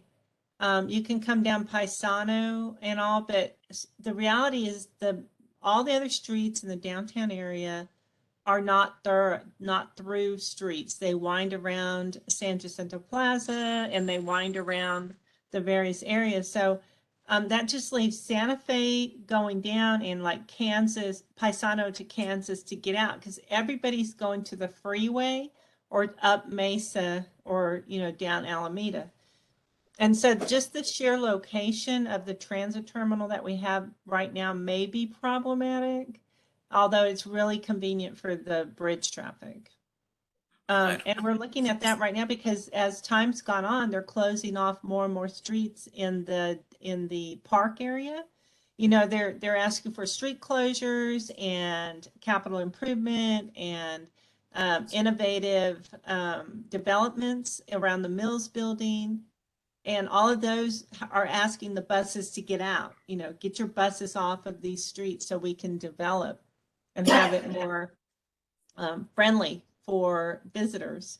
And so I don't want to be a conflicted agenda item, but when everybody wants more things to do downtown, but then they want the buses not to be in the middle of it, it leaves us as a fringe. We become a fringe transit. Helen, when the buses moved out of San Jacinto, it killed that. That was the final death to downtown. When we moved those buses, we took away the foot traffic. So whatever the city can do to not close any more streets, we would love it. And whatever the city can do to keep neighborhoods like Sunset and El Paso High neighborhoods, that would help out greatly. Okay. I'm going to note that one reason to all support Ellen is if you can use a bus to get to work, a BRT, bus rapid transit, to get to work, to shop, to go see friends, you can cut your transportation costs for your family by about 50%. You could also avoid having to buy and operate another new car, which costs $10,000 to $12,000 a year. So there's if we can all support her in getting transit to really work downtown, that's like a subsidy for living in downtown and in your neighborhoods. Great. Thank you for that. Really useful to add in. So now we're just going to very quickly run through these priority districts. I am mindful of time, and I know that we have a bunch of exciting material to still share with you, and want to make sure that we can get out of here on time, and then we can still have a bit of a discussion at the end. So we showed downtown plus north of I-10. That's kind of the existing conditions. In order to get in that level of new units that we had shared to reach that 10,000 overall, we think that continuing to realize the vision that has already been established and is playing out in El Paso in terms of the density, so the shape and the structure of the buildings is going to be essential. And that shouldn't be really a surprise to anyone. I think that the thing that we're going to add on top of this plan is thinking about how we can also make sure that there's a component of that that is strongly affordable. A little bit south of there in Segundo Barrio Mixed Use, this is the existing conditions. We know that this plan can't really be successful unless it looks at how Stanton Street in particular has been decaying for the last couple of decades. And the other, El Paso Street is doing okay, but Stanton Street really needs some help. And so thinking about a vision for that is supportive of the adjacent community is really important. And Nels, let me make that real for a second. So one, that would mean a lot of the housing should be affordable and a range of affordability, but also on Stanton Street itself at street level, we want to create programs that really can bring neighborhood entrepreneurs to the street, to start new businesses, to replace the businesses that are gone, but businesses that really express the living culture of Segundo Barrio and elsewhere in El Paso, because this could be a great street to do that. And we'll show a vision for that in a second. Texas Corridor is a place that the core stakeholder group really thought would be a good place to receive a lot of that extending energy out of downtown, because right now a lot of it is very low value uses. And so we thought about, again, bringing a little bit higher density redevelopment into this area. This is the type of thing that, again, we would have to regulate for to change the existing code to make sure that this would be possible. And we have some examples of what that might look like, and also some of the opportunity sites highlighted. The Mesa, and we're calling this the Mesa Greenway. There might be some opportunity here to connect this to the I-10 deck or to create some kind of other linear park that comes up and down. Right now, you can see it's very denuded of trees, a lot of pavement, a lot of roadway.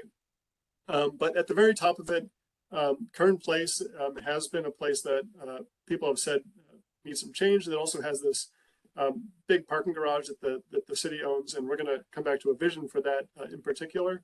But there are other large-scale opportunity sites up and down the corridor where entire half blocks are currently being only used for surface parking. So we want to think about how that can change. On the Montana corridor, a lot of it is very well built out, very well established. There are some small infill places. And what we heard from the community and from local developers is that they would like to invest in neighborhood sensitive, texturally appropriate buildings. But right now, some of the zoning holds them back, for example, around parking and other regulations. And here we have some examples of other small scale, but have a lot of units in them and walkable examples from in El Paso. So that leaves us with the other neighborhoods. And so these are all collectively thought of together. These are the very well-established neighborhoods, Sunset Heights, El Paso High. And these are places that we know want to see continued investment into their infrastructure, but don't necessarily want to see a lot of change. And so here are some examples of what might be considered infill, because of course there are missing teeth, there's empty properties. These areas are also going to receive some level of investment, but it has to be appropriate for the existing conditions. So this type of development will also be within walking distance of some of the radio stations, but again, really thinking about lower scale density. So now it's your turn. What are your thoughts about these priority areas? And then we're going to talk about actually 5 key sites, which were highlighted in orange in that, to get even more specific about it. But what places do you believe would be of great value to the community if they were redeveloped? And maybe there are places that we already showed. They could also be places that we missed, where you would like to see more investment. Can I add to the discussion that Please. as we think about bus routes and accessibility to the city core, can we make sure that the residents living inside there, again, if we're going to have affordable housing, we shouldn't punish them for living there as well. Meaning that, if they do have a car, to not fine them or to find parking, make sure that they have available parking if they do choose to do that. Because let's say, live outside the city core, or I have the ability to drive in or use public transit, but if they don't have that ability, then that's not unfair. That's totally fair. We would agree.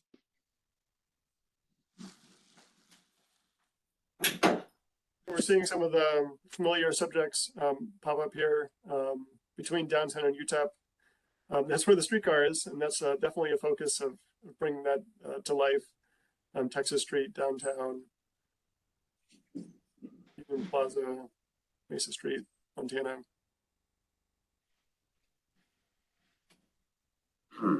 The core areas. Anyone else want to provide a comment? Whatever neighborhoods are going to be developed, the city could do 2 things to really help out. Number 1 is provide some type of parking regulation so that the residents have priority for parking. And number 2, writing those codes, writing those appropriate, I'm missing a word. Zoning, yeah. Appropriate zoning. When we did Union Plaza, zoning was the one thing that helped us out a lot. And it would also protect the Sunset neighborhood, the El Paso High neighborhood, the Segundo Barrio neighborhood. Zoning is critical. That the city can do. The city's never going to develop property. The city's never going to go in and do anything. That's just things that cities do not do. But they do work on zoning. They do work on parking permits. They do those things that can help out. Sunset or Kern, right? Sunset or Kern. Yeah, Kern develops by itself. Kern, you can't even find a house. It'll sell within 3 weeks. The Sunset is the new Kern. Everyone's buying in Sunset. The next one to go is going to be the El Paso High neighborhood.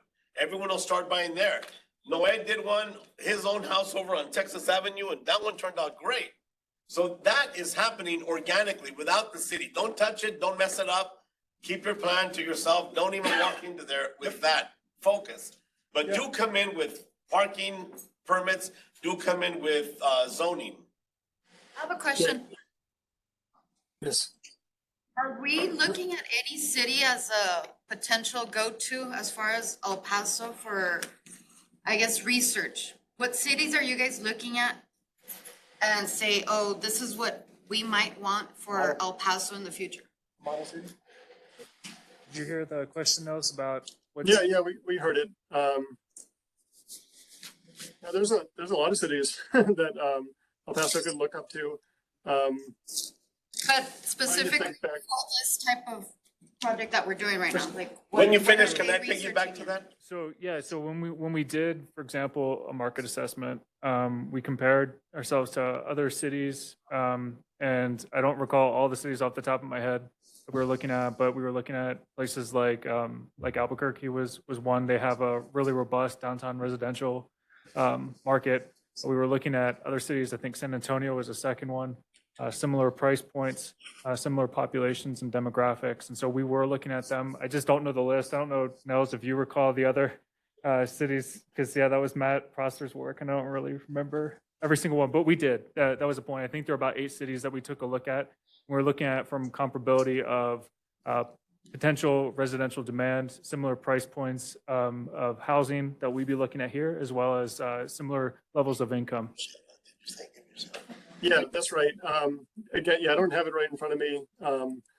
That information is available on the website, but we looked at 8 peer cities, and what we found is that of the growth in the last 10 years, El Paso's growth in the 2 miles around the downtown core has been very minimal, whereas a lot of these other cities have been able to capture the growth, not just in the suburbs, but capture investment in downtown. And so a big part of this plan is trying to figure out, why is El Paso not capturing that level of investment, and what can we do to improve that, and also to make it equitable and to make a real sustainable community in downtown, which I think we've seen in the comments is something that really needs to be addressed. So if I can piggyback to that, when I get a chance. One of our biggest challenges, for some stupid reason, is we want to be like every other city, which we're not. We're El Paso. We're who we are. This is what we do. In the past 11 years, it's been our pleasure to host other cities that come to look at what we've done. That is pretty good. When other cities are saying, hey, how did you guys do this? It's through the Transit Authority, where we got the funding for Union Plaza. They've come to visit us to see how great we did. So this idea that El Paso is going to be like other cities ain't going to happen. We need the cat. You're never going to lose weight. You're not going to change yourself unless you go into some doctor. We don't want to do that.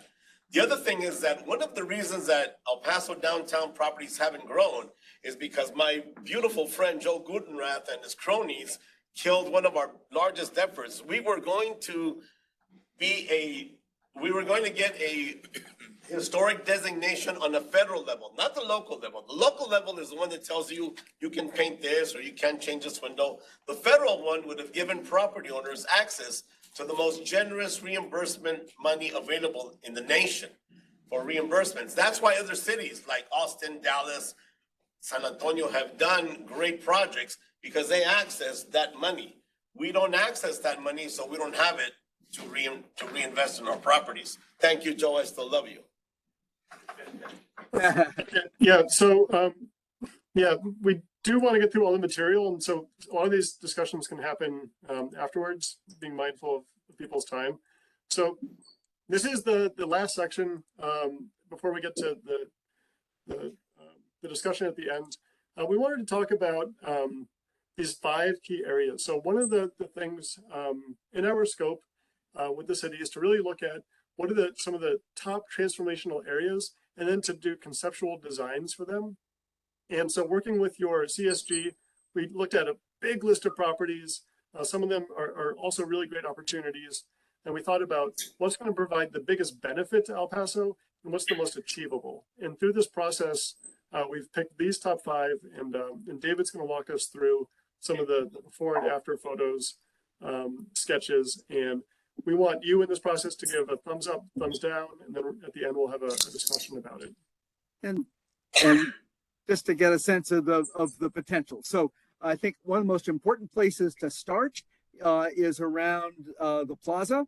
There are a couple of interesting sites. Why don't you go next, please? We've got Ed Much is next. It's just go right to what we're proposing.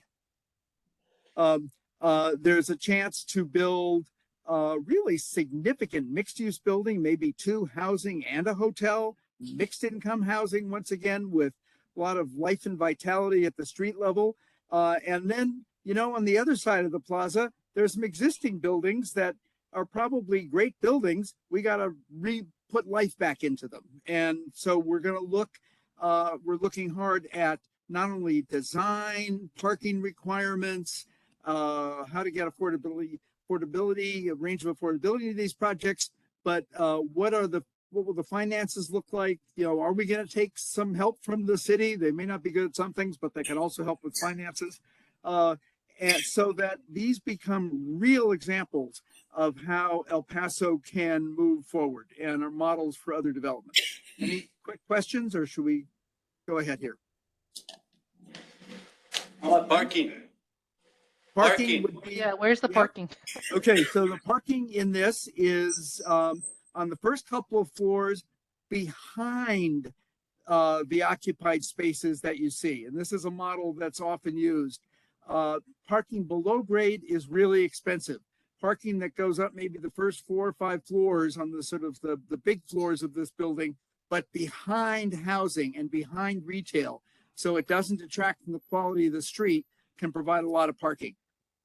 There also is extra parking downtown, and we're going to make sure that we have a specific strategy for each development to make sure that it's got the parking it needs. Part of this is because most businesses will have about maybe half to 2/3 of the employees they used to working in them going forward. As somebody pointed out earlier, we all learned we can work efficiently from home. That is beginning to free up a lot of parking spaces. Next, please. Yeah, so here's some comparable examples of this type of development. Why don't we just jump ahead? And then Kern Place, let's jump ahead because Kern Place is really interesting. When I went up to visit, I probably spent more time with somebody from the police department than anybody else, understanding how it really works. I learned from neighbors as well as the university that they both like a better neighbor here. It should be a place that's lots of fun where students want to hang out, but it could also be a place with restaurants that people from the nearby neighborhoods want to come to, a great park that everyone, that would be a really lively place, can come to and enjoy together, so that it becomes sort of a new mixed use, almost village center, which still has many of the uses. But I got to say again, when people live someplace, then they are much more likely to have a voice in how that place behaves. I'll put it that way. And I think we heard a good example from the ardent representative for downtown about who clearly speaks out when businesses are not behaving appropriately. Any quick comments? I think today's feedback from Kern Place, there's a constant battle between the homeowners and the Kern area. Yeah. So I think that's a no. I mean, Kern's voice is very powerful. They're saying we don't want any growth there. Actually, most of the businesses that are there are, you know, some of the business owners, they struggle in their thoughts are to move away from the area. What we heard actually from the folks at Kern and also the neighborhood was interest in having a mixed use neighborhood here where they had where their neighbors were living and some of those other uses were there. What they didn't want was the status quo maintained. David, can I add something? I'd like to add something. Of course. Okay, so it's not that the neighborhood does not want business. We want mixed use. It's all bars now. The families that live in the neighborhood, it does not support. It used to be mixed use, so we would like that. Yeah. David, I forgot to take you to the Arroyo when we did walk those areas. That area is ripe for beautiful trails, improvement. Yes. It's a very laborious labor of love for the neighborhoods as we get in there. Yeah. Constantly cleaning brush and fire hazards and all sorts of things. There is a woman individually, an older woman, that takes her dog and she delineates trails. I think it would be, as an arroyo, it would be an incredible educational tool. And it should be included because, you know, it could be the starter education for our young kids. That is great. And thank you for mentioning that. And we have partners that could help with that project. Yes. And one of the things, it's a small gesture, but we want to make sure there's a great landscape walking bike path from this new village center to the Arroyo. So it really gets plugged into even more of the life of the neighborhoods. Is that fair? As long as you keep the cars out of the residents. Oh, yes. Yeah. Bikes and people. Okay. We like people to enjoy it. Absolutely. Okay. Thank you. I really appreciate that. Thank you. I live in Current Place, and I don't want the bars there anymore. I don't. We don't sleep. There's a lot of problems I won't bring into this meeting. But to have mixed, this residential and business is a very slippery slope for any city, and particularly for El Paso, to have the zoning changed for that, because then it can move into, it's already been infringing on residential zoning as it is. We have to fight all the time to stop that. I don't want this. I mean, it sounds great, just like the meetings when the city went in and turned it into an entertainment district. This isn't as bad as that, but it sure feels a little bit like that. It's the same old song and dance of how great, not addressing any of the issues that we'll have to live with the rest of our lives, or try to sell our property later when it's a mess like it is now. Current Place is a mess at the lower level, and it's, I can't go into all of it so much, but what I'm saying is this is a nightmare. It looks in theory lovely, but it won't pan out like that. That's a good point. I mean, Current Place has its own personality, and we should convert that. That's a great point. Current Place is Current Place. So we shouldn't continue to fight to put something there that we don't want. It won't survive. It doesn't help. Thank you. We will keep working. We know it's not right the way it is, and we'll keep working to figure out what its next chapter should be in a way that is a good neighbor to the university, a good district for the university, a good neighbor for those at a place folks want to go who live in the nearby neighborhoods, and something that does not spill into and diminish quality of life. So we'll keep working. Can we move ahead, please? Thank you. Some examples of what neighborhoods like this are like. And, you know, Nels, why don't you talk about this? Because you've done more of the thinking here. Sure. So this is looking at the Texas corridor. We, again, did a pretty exhaustive inventory of some of the existing conditions and underused properties. And we thought that this kind of alleyway, this nexus, could be a good place. It backs onto the railroad tracks. Here's a photo of the existing conditions along that alleyway. And we think that, again, because there aren't neighbors here, this could be a place that could really be radically transformed to help absorb some of that 10,000, those 10,000 units that we discussed. So here's an illustration of how that alleyway could be activated. This would be a mixed-use district, and that it's mixing light industrial uses with new housing on all parts of the affordability spectrum, and would really extend that life of downtown out Texas. And this is one example, but we can imagine more places like this changing use in the future on this corridor. It seems like people are more supportive of this. It's hard to vote when I read like affordable units and I don't know what that means, or I don't know how you're defining that. Okay, sorry. Okay, we are, I can say we'll tell you what rent levels we're going to look at, but those will be what we get, what we understand or the appropriate, HUD will give us those. But we're going to accommodate everyone from folks earning 10%, 20%, 30% of area median incomes to folks earning probably a little bit more than 100%. to make sure that we address the full range of affordability needs. And here's some comparable examples from other US cities of what a kind of post-industrial neighborhood can look like. And these can also be great places where folks live, and other places, other people start businesses. This would be a great corridor to start a new business.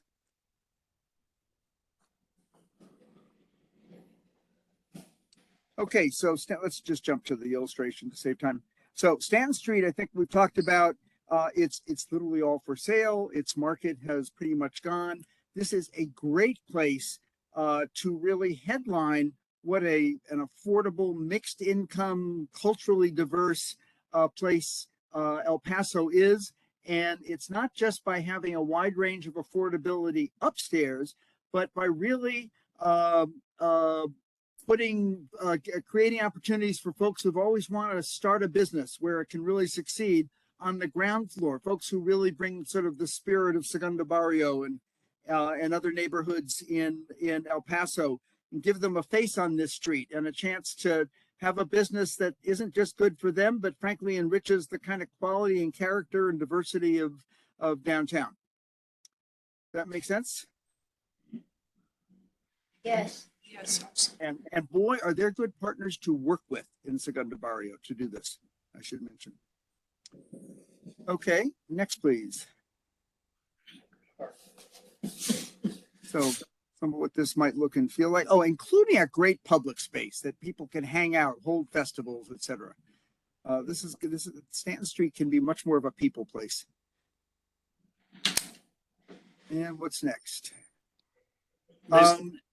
Mesa. Okay, so Mesa is very interesting. Mesa is becoming an increasingly important street given all the opportunities along it. As I think everyone on this call knows, the city is going to be looking at opportunities to create a deck over I-10. And there are lots of forms that can take. That's a whole nother discussion. But that will be a great front door very expensive for folks to mixed income housing and substantial amounts of it that can really support lots of retail on the street and also spill lots of activity onto that deck so that it's not just a passive place that gets hot in the sun, but there are lots of programming and lots of activities there and businesses that spill over and have tables and sell food and things like that. That has got to be one of the dumbest things the city has ever brought up with. In addition to that freeway expansion. I concur. Horrible idea. Yeah, that's really. You guys want to take anything back? Yeah, you guys want to destroy that whole area. That is just stupid. We can't support the retail downtown now. How the hell are we going to support It's gonna destroy all the businesses in that area. It's gonna take away historical buildings. It's gonna take away museums. Qué pendejada. Okay, well, that did not get an enthusiastic response. We certainly will take a harder look at this. We certainly would not want to replace anything that's historic or a museum. We're looking at talking about surface parking lots as being places where redevelopment can go. And the one thing I want to add, for every roughly 1,000 housing units we can add downtown, we can support another block or more of active retail space. So one of the things we want to do is bring more support for the downtown retailers, and nobody supports downtown retail as much, particularly places to eat and small businesses, as folks who live within a 5-minute walk. But we will go back and look some more at this. Any other comments? Just remember that keeping things affordable means that it's affordable for people to actually enjoy the area as well. Not just living there, but also we don't want to have just the downtown affordable for a segment of the city. That's a very, very good point. And a lot of that has to do, because I want to be very real in my answer here, with our ability to attract a wide range of retailers, folks who may not have been able to open a business so far, to open their business. We want to make sure we have affordable retail as well as affordable housing. Any other quick comments or long comments? Yeah, so we've had some discussion as we've been going through these, and so we can probably keep this a little bit shorter than we had planned, also so we can get through the agenda. But feel free to type in a short answer to what types of housing, commercial, and employment uses would you like to see on these key sites. So we've been talking about housing, market rate, and affordable, but there are other uses that can go here too. You can think about employment, education, grocery stores.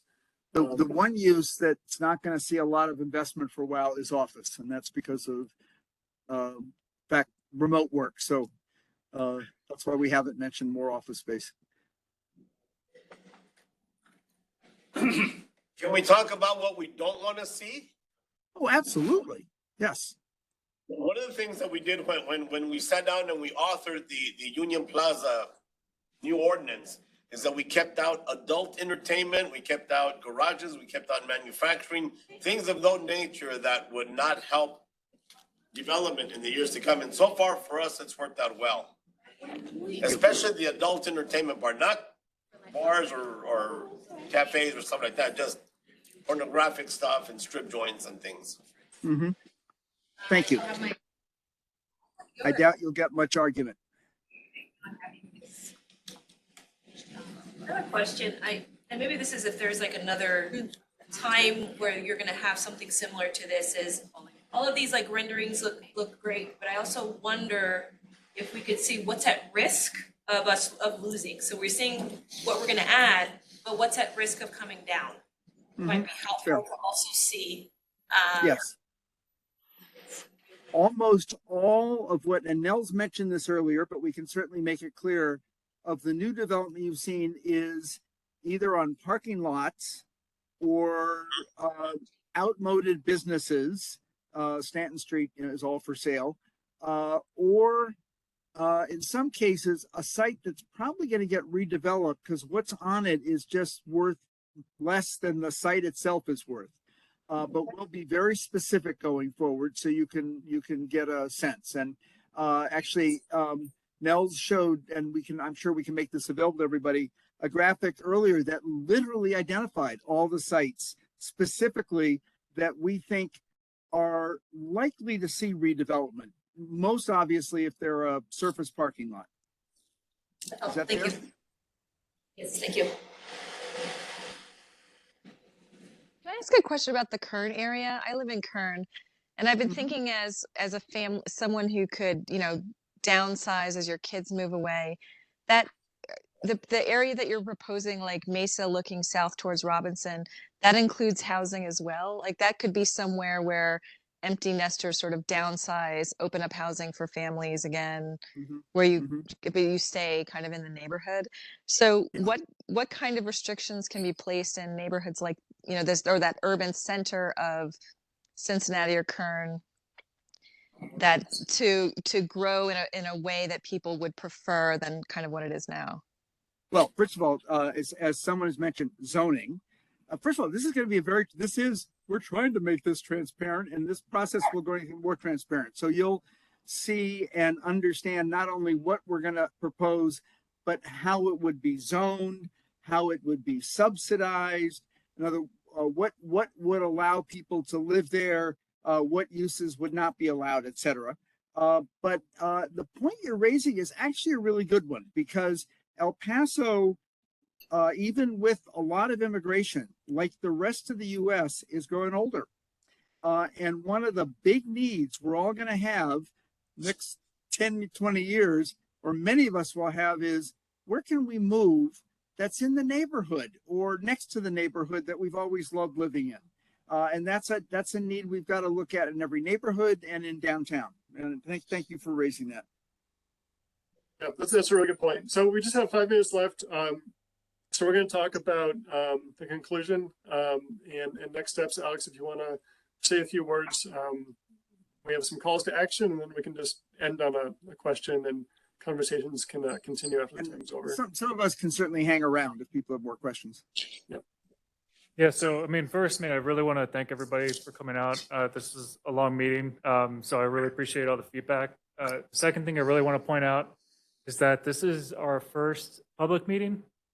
So there's going to be a lot more engagement that takes place from here until the conclusion of the project. Again, we're looking at maybe around spring of next year when this will be brought forward to City Council. So there's still a lot of work to be done, but the feedback that we received tonight was really helpful, and we appreciate that. And so again, we do have a project website that I think we're going to show here at the end. Yes, at elevateep.com/downtown. So on that website, you'll get project updates. There's also a presentation that the Stantec team has put together for us that has a lot more detailed information in addition to what you've seen tonight. So some of you may still have questions that are unanswered. There's an opportunity to go check out that website. We also have 2 surveys on there. So one was, we got some questions about the boundary survey. So there's an opportunity that you can take a closer look at that and vote on that. Again, that's going to help us to define the study area. And the second one is the housing survey. And so that's going to be how we allocate those housing units in places that neighborhoods see it appropriate. And so we really want to make sure that, we get that continued participation. Again, we'll be sending out notification of additional public meetings as they are scheduled here in the future. Is there anything else? Yes. Can we talk about nonprofits? Let's save the discussion for the end. So there's a Loteria Fest as part of Next City that's been announced for October 27th. That's going to be another opportunity to participate. I don't know if Maya or Cynthia, or Selena, you want to say anything? Hi, I'm Selena. So I just got here from Houston yesterday, and I'm actually on the ground walking and talking to the people. And yesterday I spent a lot of time like in Segundo Barrio. And so this event is with another organization called Next City, and I can share all this information with you if you want to see me right after. But the point is, we want to invite the people who live, operate, and work in the area, in the downtown area. So I'd love to meet any of you who want to chat with me afterwards. Yeah, and just a quick shout out to Next City. So Next City is a conference that the city is actually hosting. It's going to be very complementary to the work that we're discussing here tonight, but it's going to be really focused on issues surrounding equity and investment in our downtown. They pick a different city each year. This year is in El Paso, and so we're getting a lot of really great speakers, and we're going to be having a jam-packed agenda at different venues throughout the city. And so also be sure to check in with Forward Momentum afterwards with Selena to get more information about that conference. So again, just another opportunity to learn more about what equity means for our city and how we get the most inclusive future for our downtown. Screenshot it. Anything else you want me to cover, Nels? That was it. Yeah, I think next steps, we're going to keep on working. There'll be more opportunities to participate. I also want to thank everyone for the enormous amount of feedback we received tonight. This is really invaluable and is really going to shape the plan. So we appreciate it. Thank you.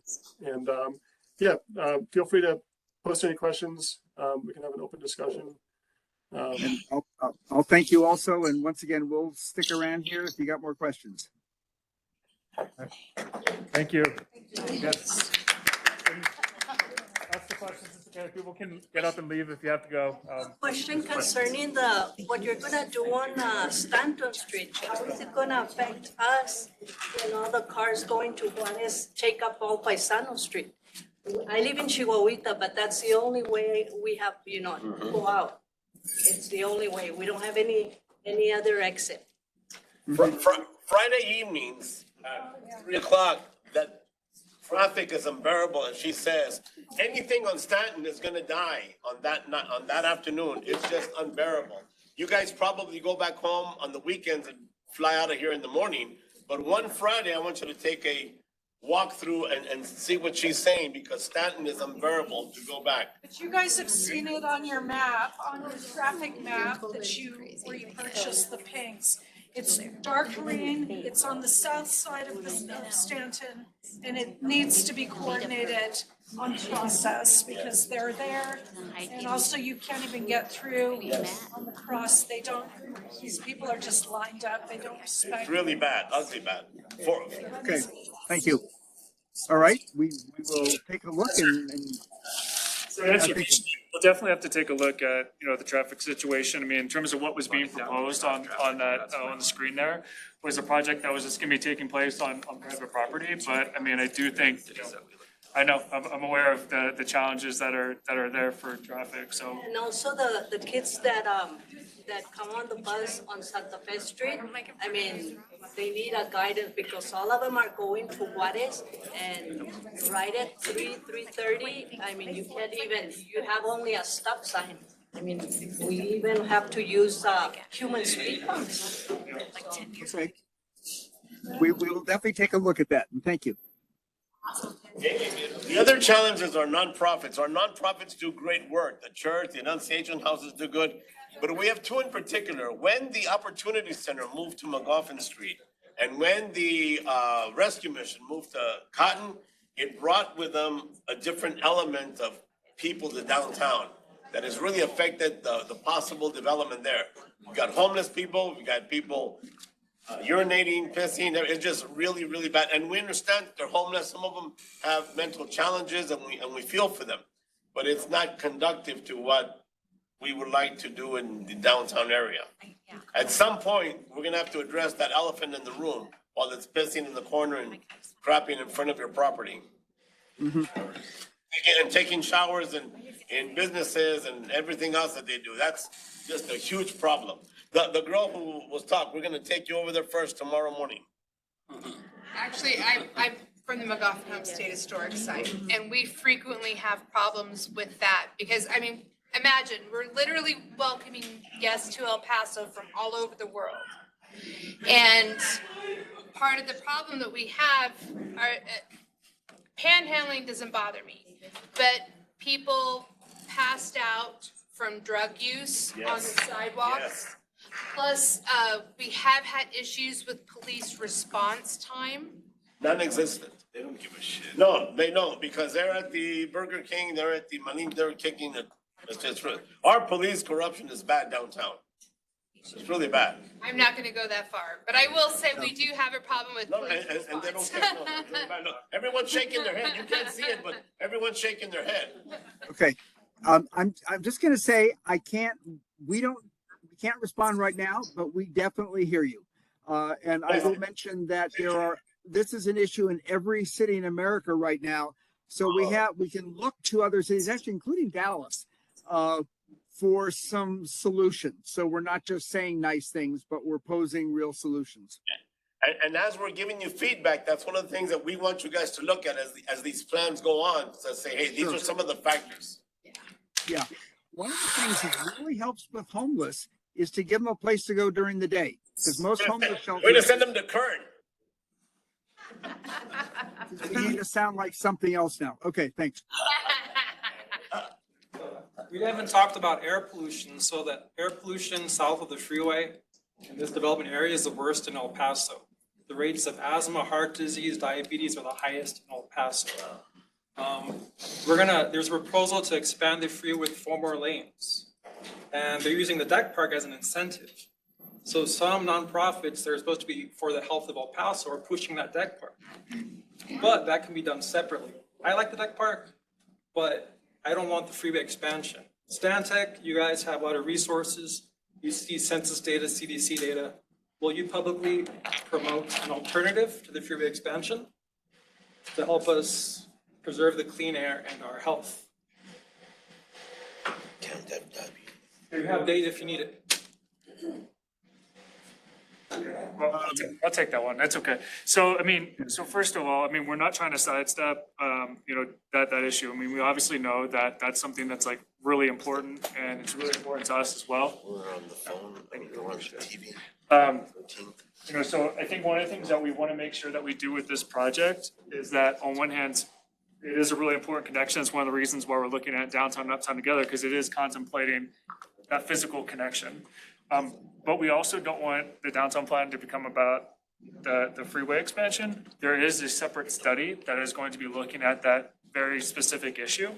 And so I think what we want to make sure is that this plan contemplates that and certainly plans for the fact that there is going to be some type of meaningful connection. Now, what the recommendations are going to be from the deck study is going to be, separate from this, but it is going to be, they're going to be symbiotic, if you will. So I'm not really trying to like sidestep the issue. I just don't want the downtown plan to become about the freeway expansion. So one thing about that, the study, so you all are gonna be looking at information about the study on the deck park, or, right, is it what I just heard? Yeah, so the recommendations of this plan are going to contemplate the findings of the deck study. So there needs to be some collaboration between you all and the people who are doing the study. So as a part of a separate group, I was in a meeting with Tracy Yellen, the CEO of the Paso Norte Health Foundation. The information that they've been putting out there, that cost does not include the cost of reconstructing the buttresses or the retaining walls, whatever, I don't remember the proper word. That cost needs to be included in the study in order for you all to make an informed decision. Yeah, so part of, again, so not to get the projects confused, but I mean, part of that study is going to be contemplating the construction of any improvement separate, and it's also going to be looking at the operations and maintenance associated with whatever option is decided upon. So, yes, agree. Yes. And to answer the specific question, we would certainly like your health data. At the beginning of the slideshow, there was like, use an acronym, three-letter acronym for some of the stakeholders. What was that? The core stakeholder group, CSG is what it's got. Can I see that again? Is it possible to go all the way to the front now? While he's pulling that up, so really the thought process behind the core stakeholder group was that the recommendation that we received is that we needed to make it somewhere between 15 and 20 people, right? So I know that there were concerns about neighborhoods not being involved.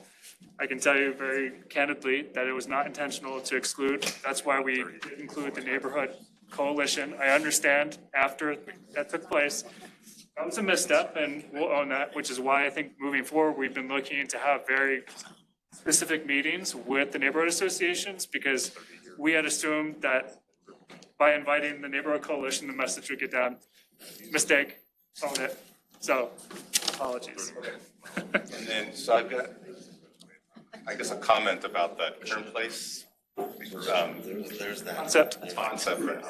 So I think you're gonna need to rename that, because that's not really current place, right? Current place is the neighborhood. Most of the neighborhood is okay with development as long as it's not in the neighborhood, right? As long as it's not encroaching the neighborhood. So anything on Mesa, I think is okay, right? Historically, business on Mesa get a lot of foot traffic from Current Place residents, right? And so I think that might be a mistake if you call it Current Place, because you're gonna get. Thank you. I appreciate that. Thank you. And so. It sounds like. I think that the way I see it, bringing a cluster of buildings, of people, and the way I see it is creating a lot of problems. I mean, we don't have What is that? I'm sorry, could you repeat the start of that, please, again? Sorry. This concept that you bring in, you're creating a cluster in a small area. Segundo barrio, only is a small area. Why don't you disperse it and go all over the place? Why just here? They want to put everything here. We got the civic center, we got the baseball park, they want to put the arena, they want to put apartments. So, I mean, what's the concept? What's the idea? I don't understand everything here in downtown. I understand you want to bring business, but so many units that you're going to bring, I mean, you're going to create a lot of problems. David, did you hear the question about why we're looking at downtown specific?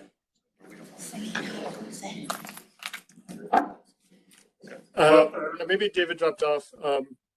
Yeah, I can answer that. A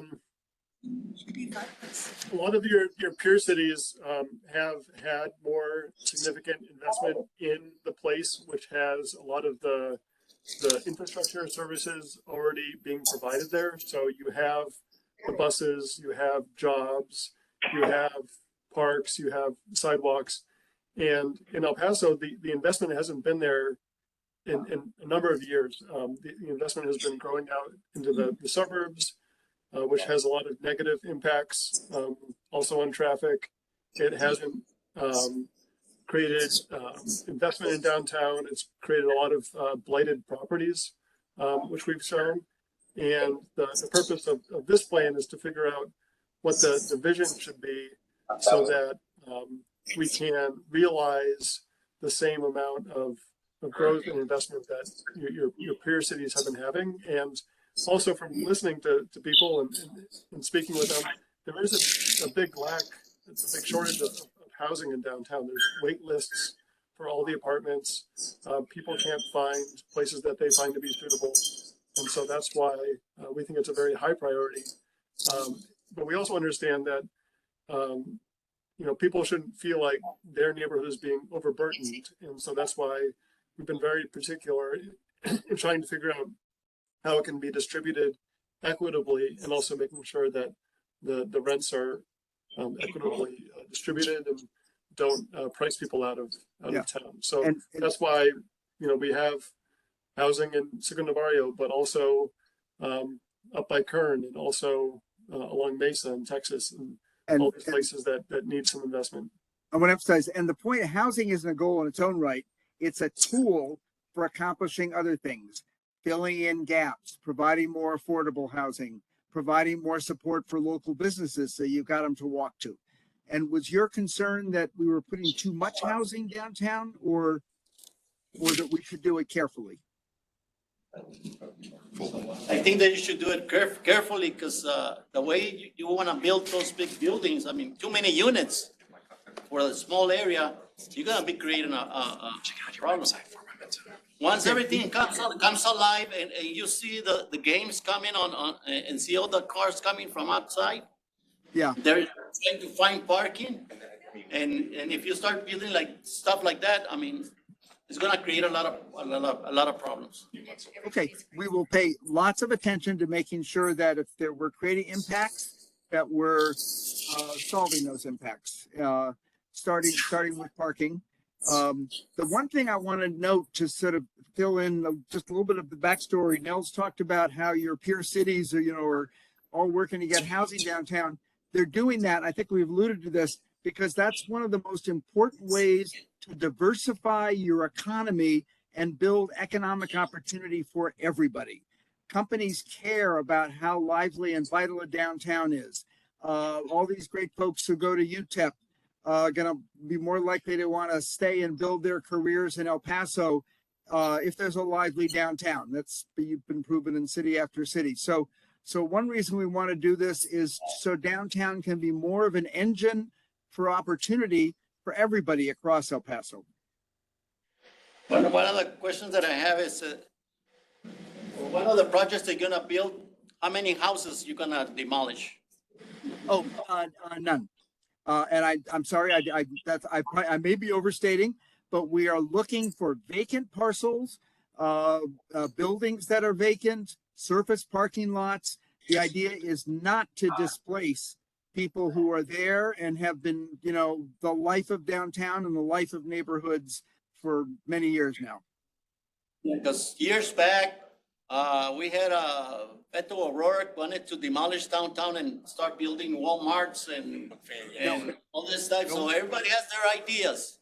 Okay, no. I appreciate. Thank you. Paisano. They focus on different. That's my question. Okay. Well, first of all, we will literally show you which sites we think would benefit from new development, and you can tell us if we're right or wrong. But we're most certainly don't want to knock down anybody's houses or displace anybody, because downtown is about people, not buildings. We're gonna hold you to that. Thank you. Yes, also, I have a question about the CSG group, I guess I feel a little ignorant, what does that mean? Are you meeting with them regularly? Are you meeting with them separately? How is I see Hunt there and I see Vero there. And so I'm wondering how voices are weighted and that type of thing. Well, we've met with them, I don't know, twice now, 2 or 3 times, and gotten lots of comments. But Alex, I think I should probably let you talk more about what their purpose is and but certainly not to take the place of everyone else's voice. But go ahead. And so the core stakeholder group was meant to be both development and neighborhood interests equally. So not to give extra weight to developers. But really the idea is that we kind of talk through some of the issues that we're seeing and make sure that some of the things that we want to talk about with the larger group, the public, neighborhood associations, are things that resonate with some of our partners. So partners being like, you know, PPSD as an example, right? And just making sure that we're not putting anything out there that people don't generally, you know, disagree with. And then from there, then we present the same information and findings then to neighborhood groups as well as the public. So yeah, it's not like they're coming up with the ideas. We start with, you know, a presentation. We start with, you know, getting feedback from them, try to figure out like what resonated, what didn't resonate, and then we then present it to the public at large.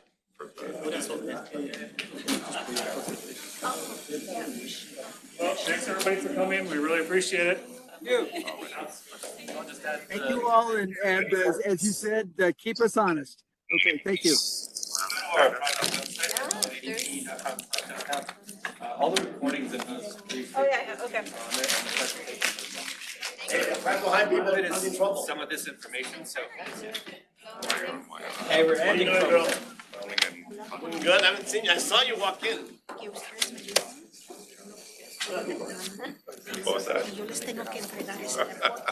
It is mixed use. I've got some boys. That was really nice. Haven't eaten all day. I'm good, thanks. I ate it all. I already ate it. Thanks. Because that's not really current at all.